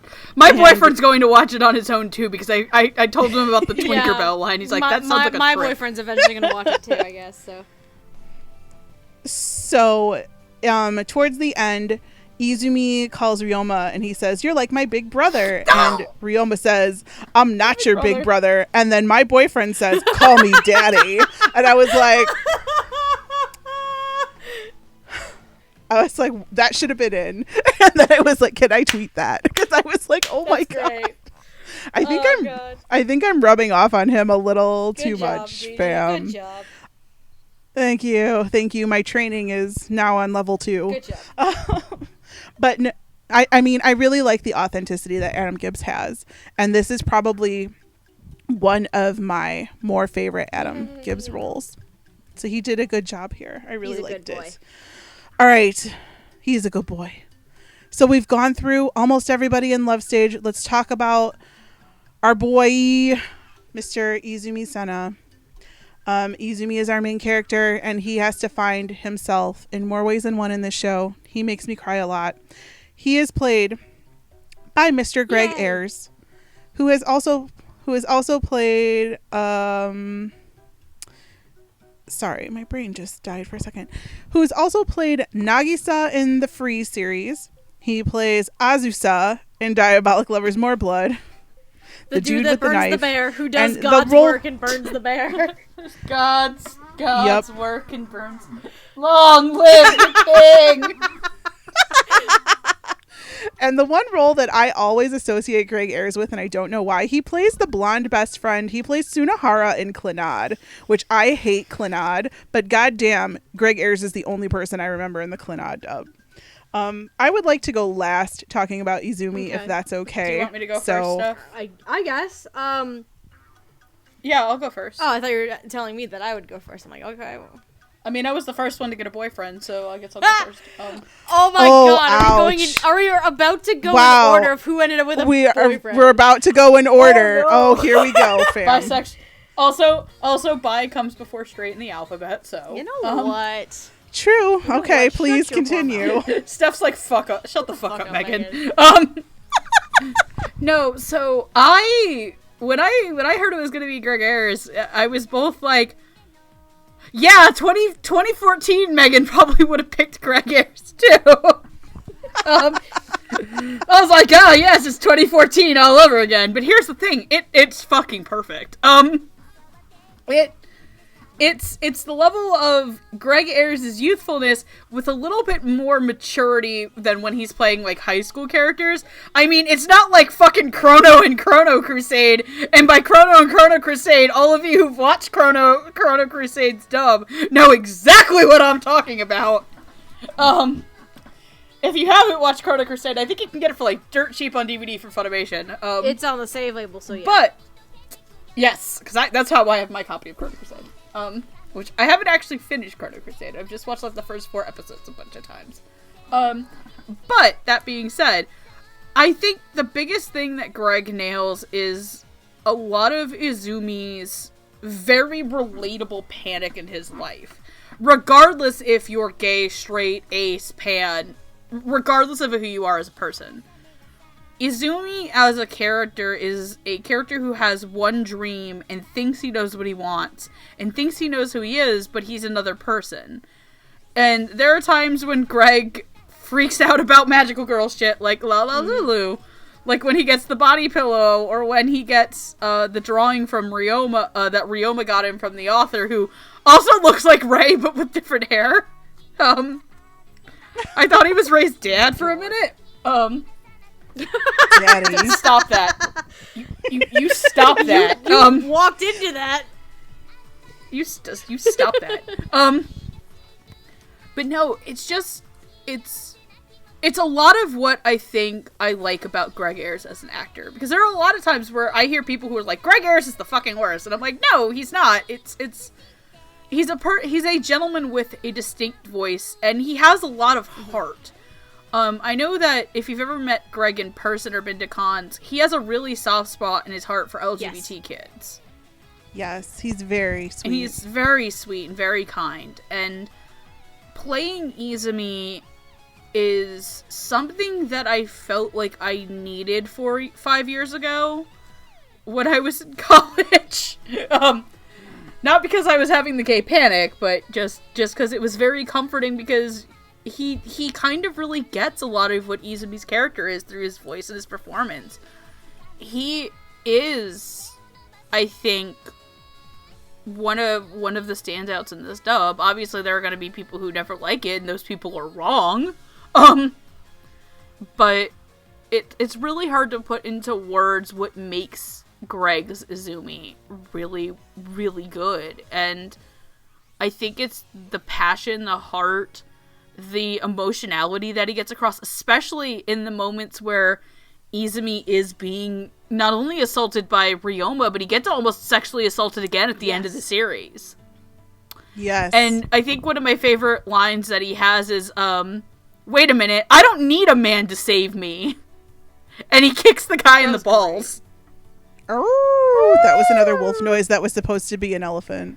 Just when Izumi, it's when Izumi has his moments of absolute clarity, I think, is when Greg really shines the most, as well as when Izumi is in his absolute worst. So I think it's an overall, like, stellar performance.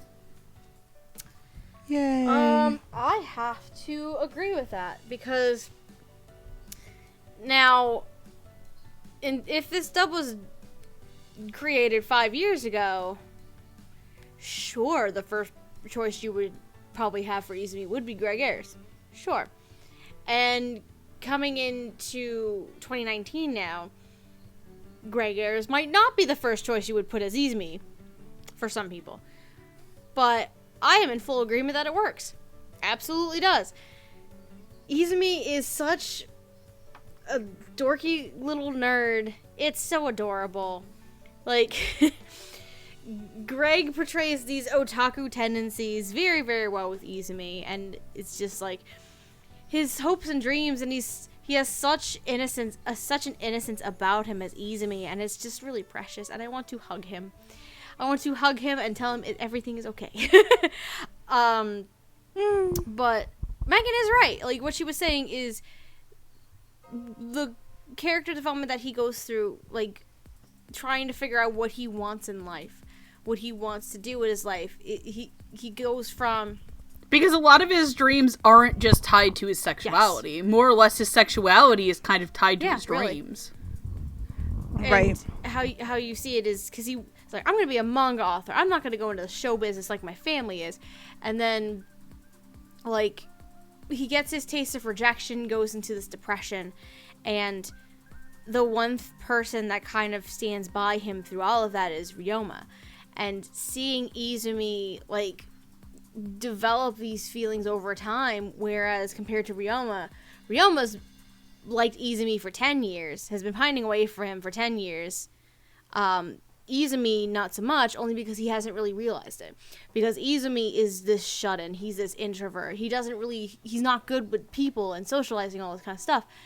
And at the end of the day, like, Izumi in of himself grows as a character, going from this introvert and then just deciding to take a stand, be his own person, and he's gonna do the thing that he's terrified of the most, which is going in the show business. And then you follow it along with this development of romance and romantic feelings towards another guy, because Izumi, for the most part, he doesn't reciprocate Ryoma's feelings until I think the last... Well, really, he doesn't, like, come to that actual conclusion of his actual feelings until the last episode. Like, it's a lot of build-up for him, and the development that Greg has to go through with the performance, I think, is just outright phenomenal. Like, some people would be like, it's 2019, you can't use someone else other than Greg, but I'm like, I can't see it any other way, honestly. I can really only see this performance working as Greg Ayres. Honestly. I'm done. All right, fam. So, like everyone else has already said, when I heard Greg Ayres was going to be Izumi, I was kind of concerned. Just because in my head, because I think I'm used to Greg speaking in his normal tone of voice, like at conventions, I was like, is he going to sound too old? Like, because if Izumi sounds too old, this isn't going to work. I think I had forgotten, since it's been a hot minute since I've listened to Greg Ayres speak as a character in an English dub, that no, he can pull off sounding young very well. So my concern was completely unfounded. Oh, that's right, because you didn't watch Gridman. Oh yeah, Gridman's because he's phenomenal in Gridman too. Gridman. No, is that the one that's based on Superhuman Samurai Cyber Squad? Maybe I will watch that because I love Superhuman Samurai Cyber Squad. It's really good. It'll also make you cry your fucking eyes out at the end if you're me and depressed. Oh Christ! But no, he plays Brandon McGinnis's best friend. Okay. So again, like Adam Gibbs, this was such a showcase for Greg to show his range off. There's a little moment in episode 2 when he gets the body pillow that he just does this cute little giggle, and I like died on the ground. I was like, that is the cutest thing I've ever seen. Can we talk about the squee? Yes, I was gonna go. Oh my god, did I just squee?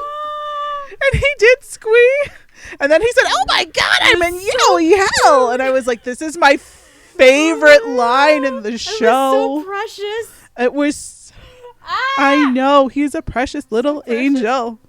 Precious little angel.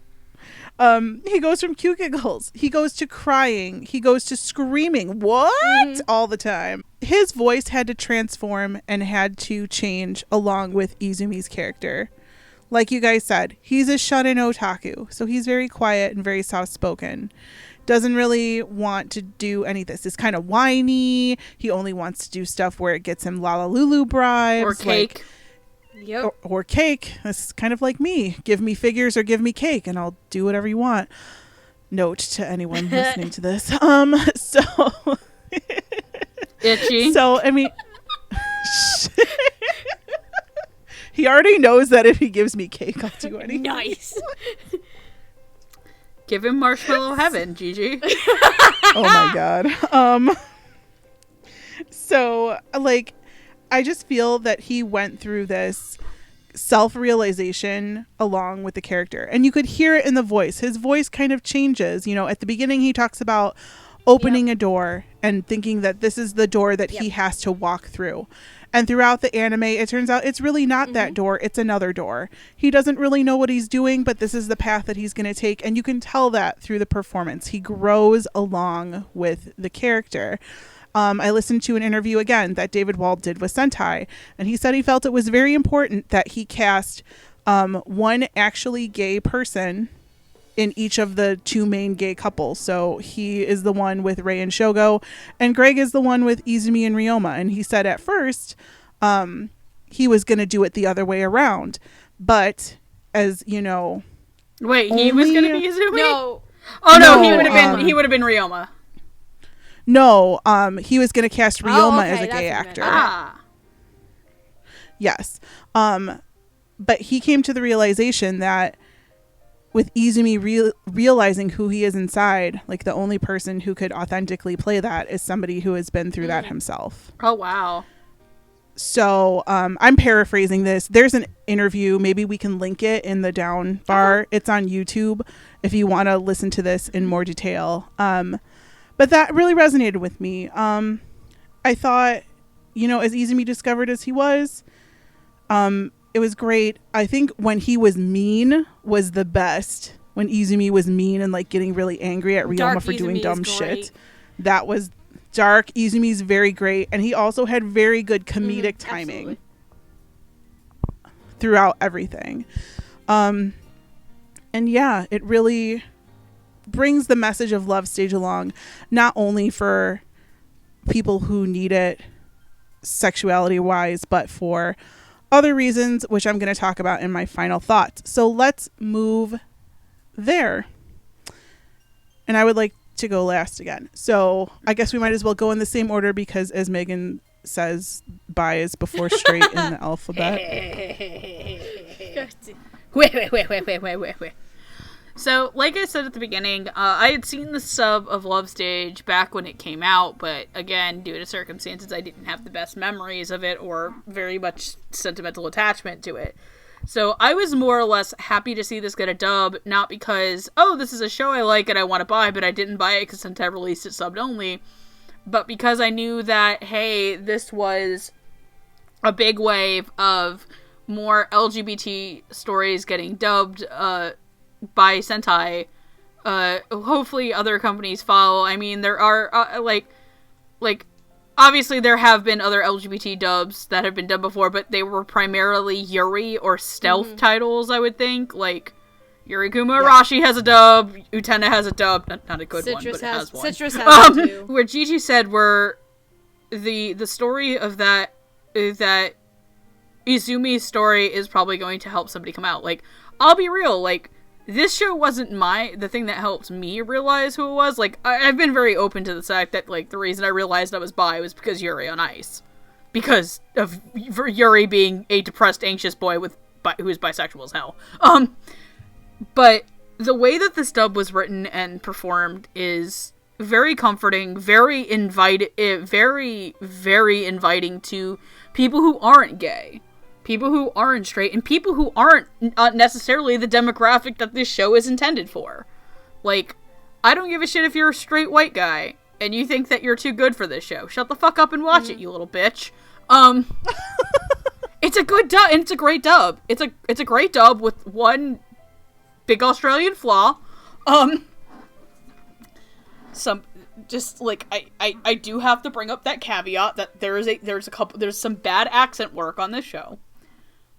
But adaptive script, main core cast, message and heart is all there. And that's what the appeal of Love Stage is you're there for its heart.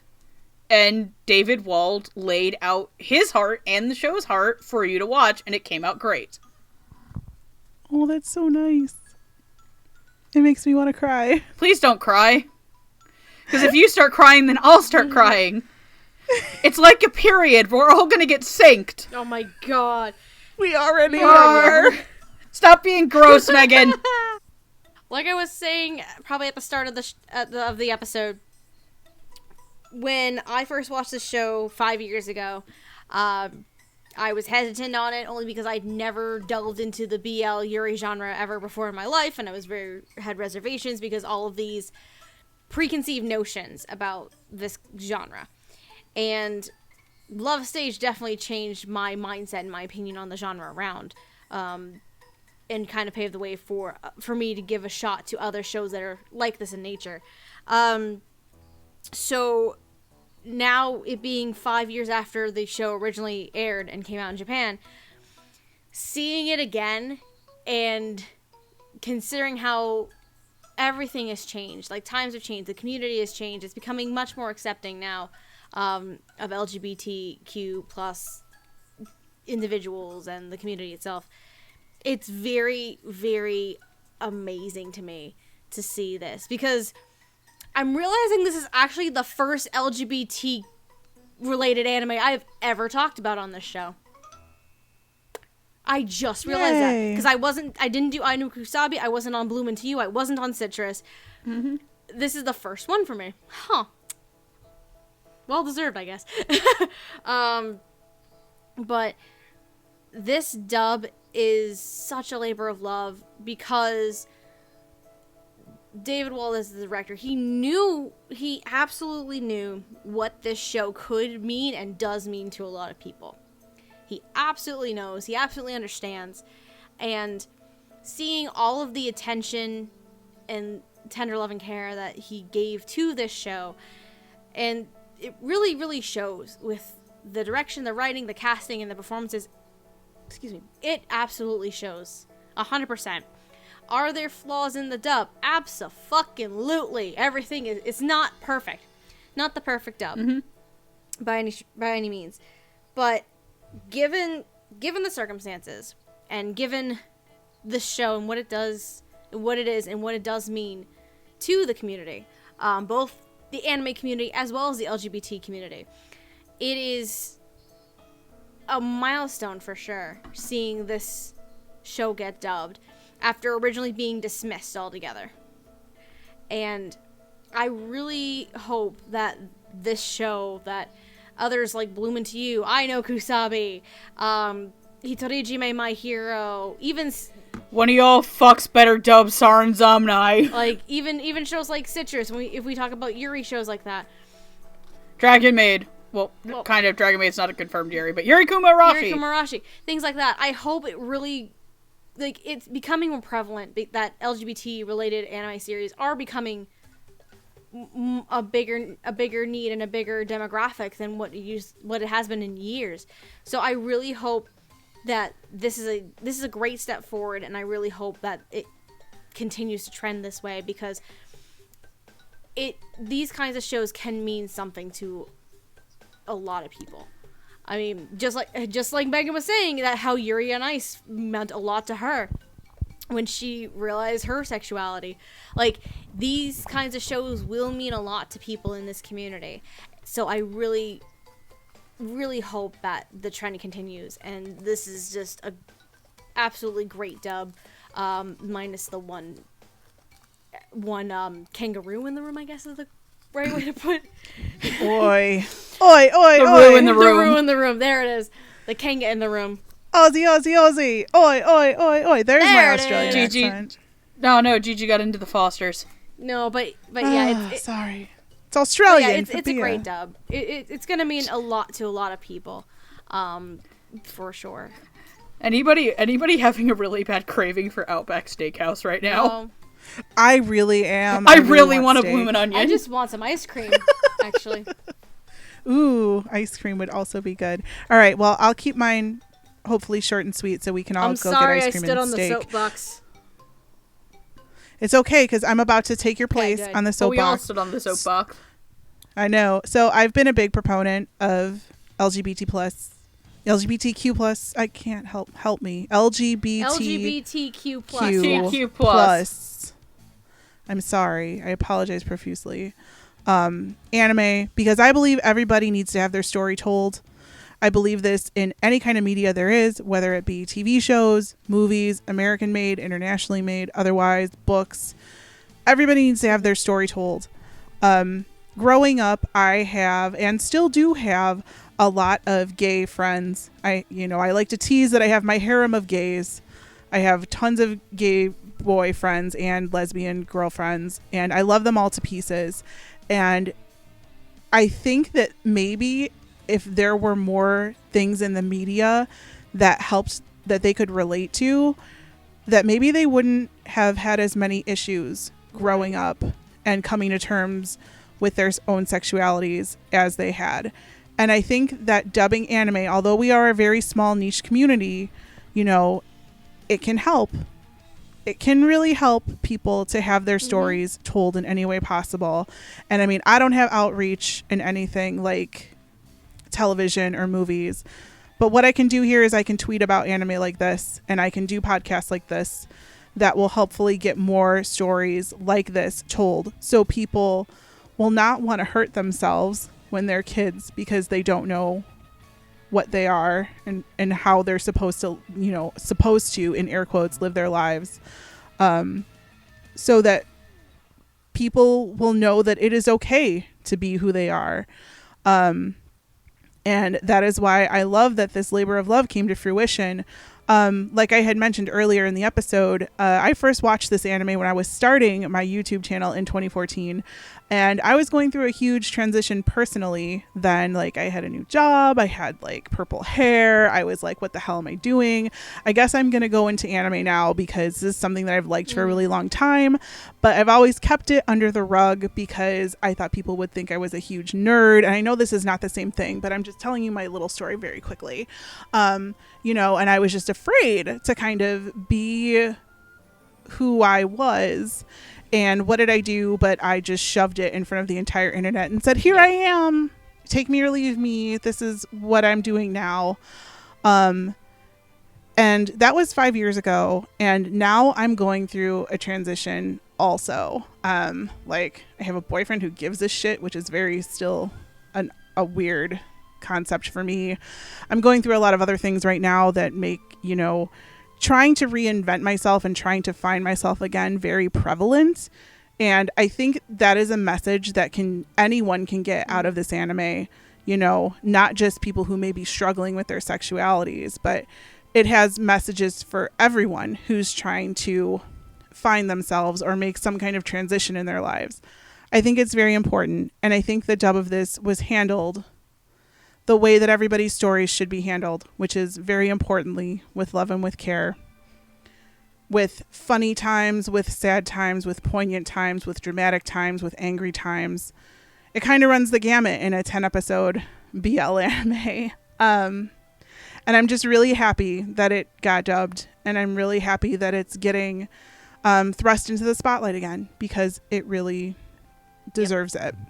Especially out of all the BL and the yaoi out there that is really kind of hideous.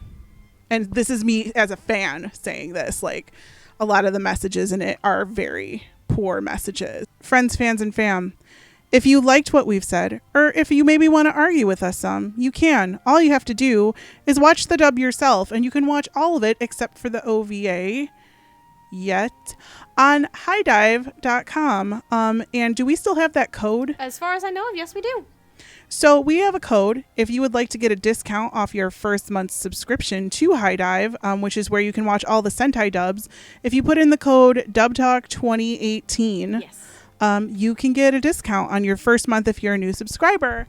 But even if you're not, go on High Dive or go on VRV and watch it. Actually, the discount is also good for existing members as well. We've tested this. Oh, I didn't know that. Well, hooray. Hooray. Everybody gets free money. Free money from High Dive. So please go watch it. Literally, I watch it 4 times in a week, so you can watch it. It is a very quick watch. It is. Yeah, it is. It is a very bingeable. You will cry. Well, I cried a lot.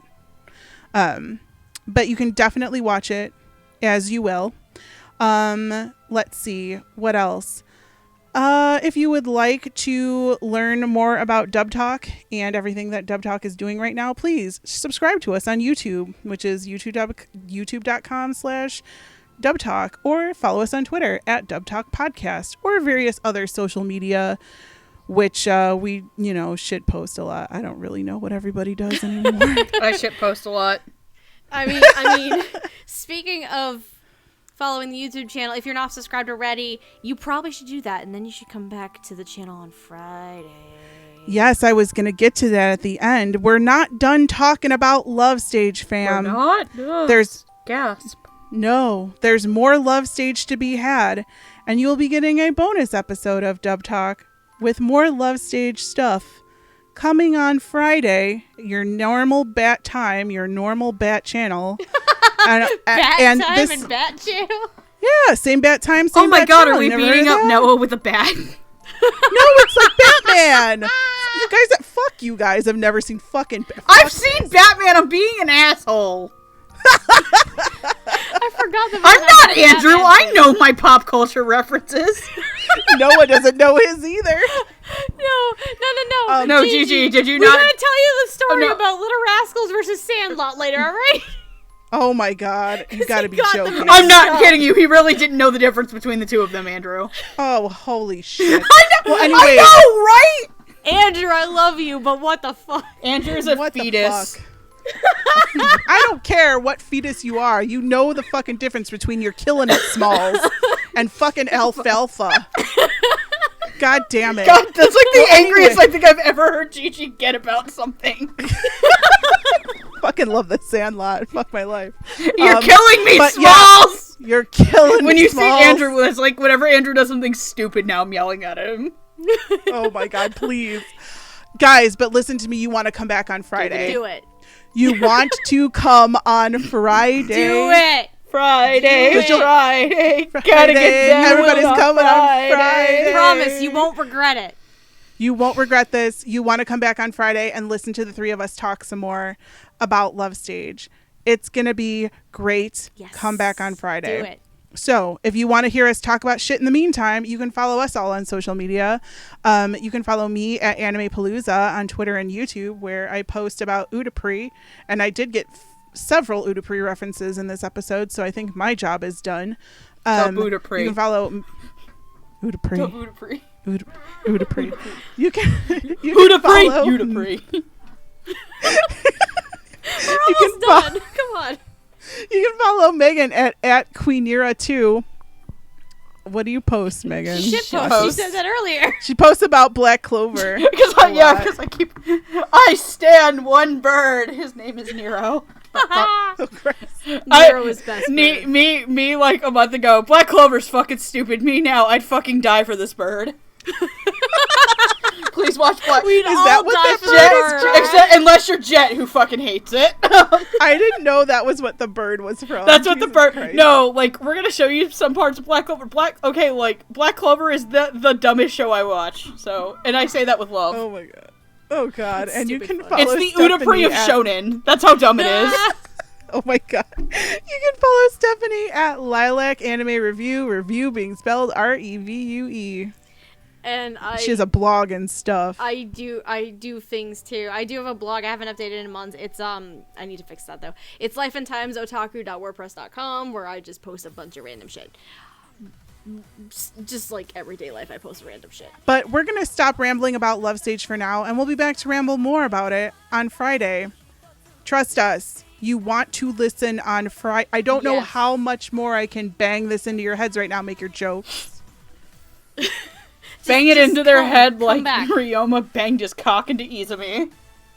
All right, then. On And on that note, that note, it has been fun, fam. We will see you on Friday, and that's all we got for tonight. Love your faces. good night, otaku on everybody. Pink elephants. God damn it. 悪戦苦として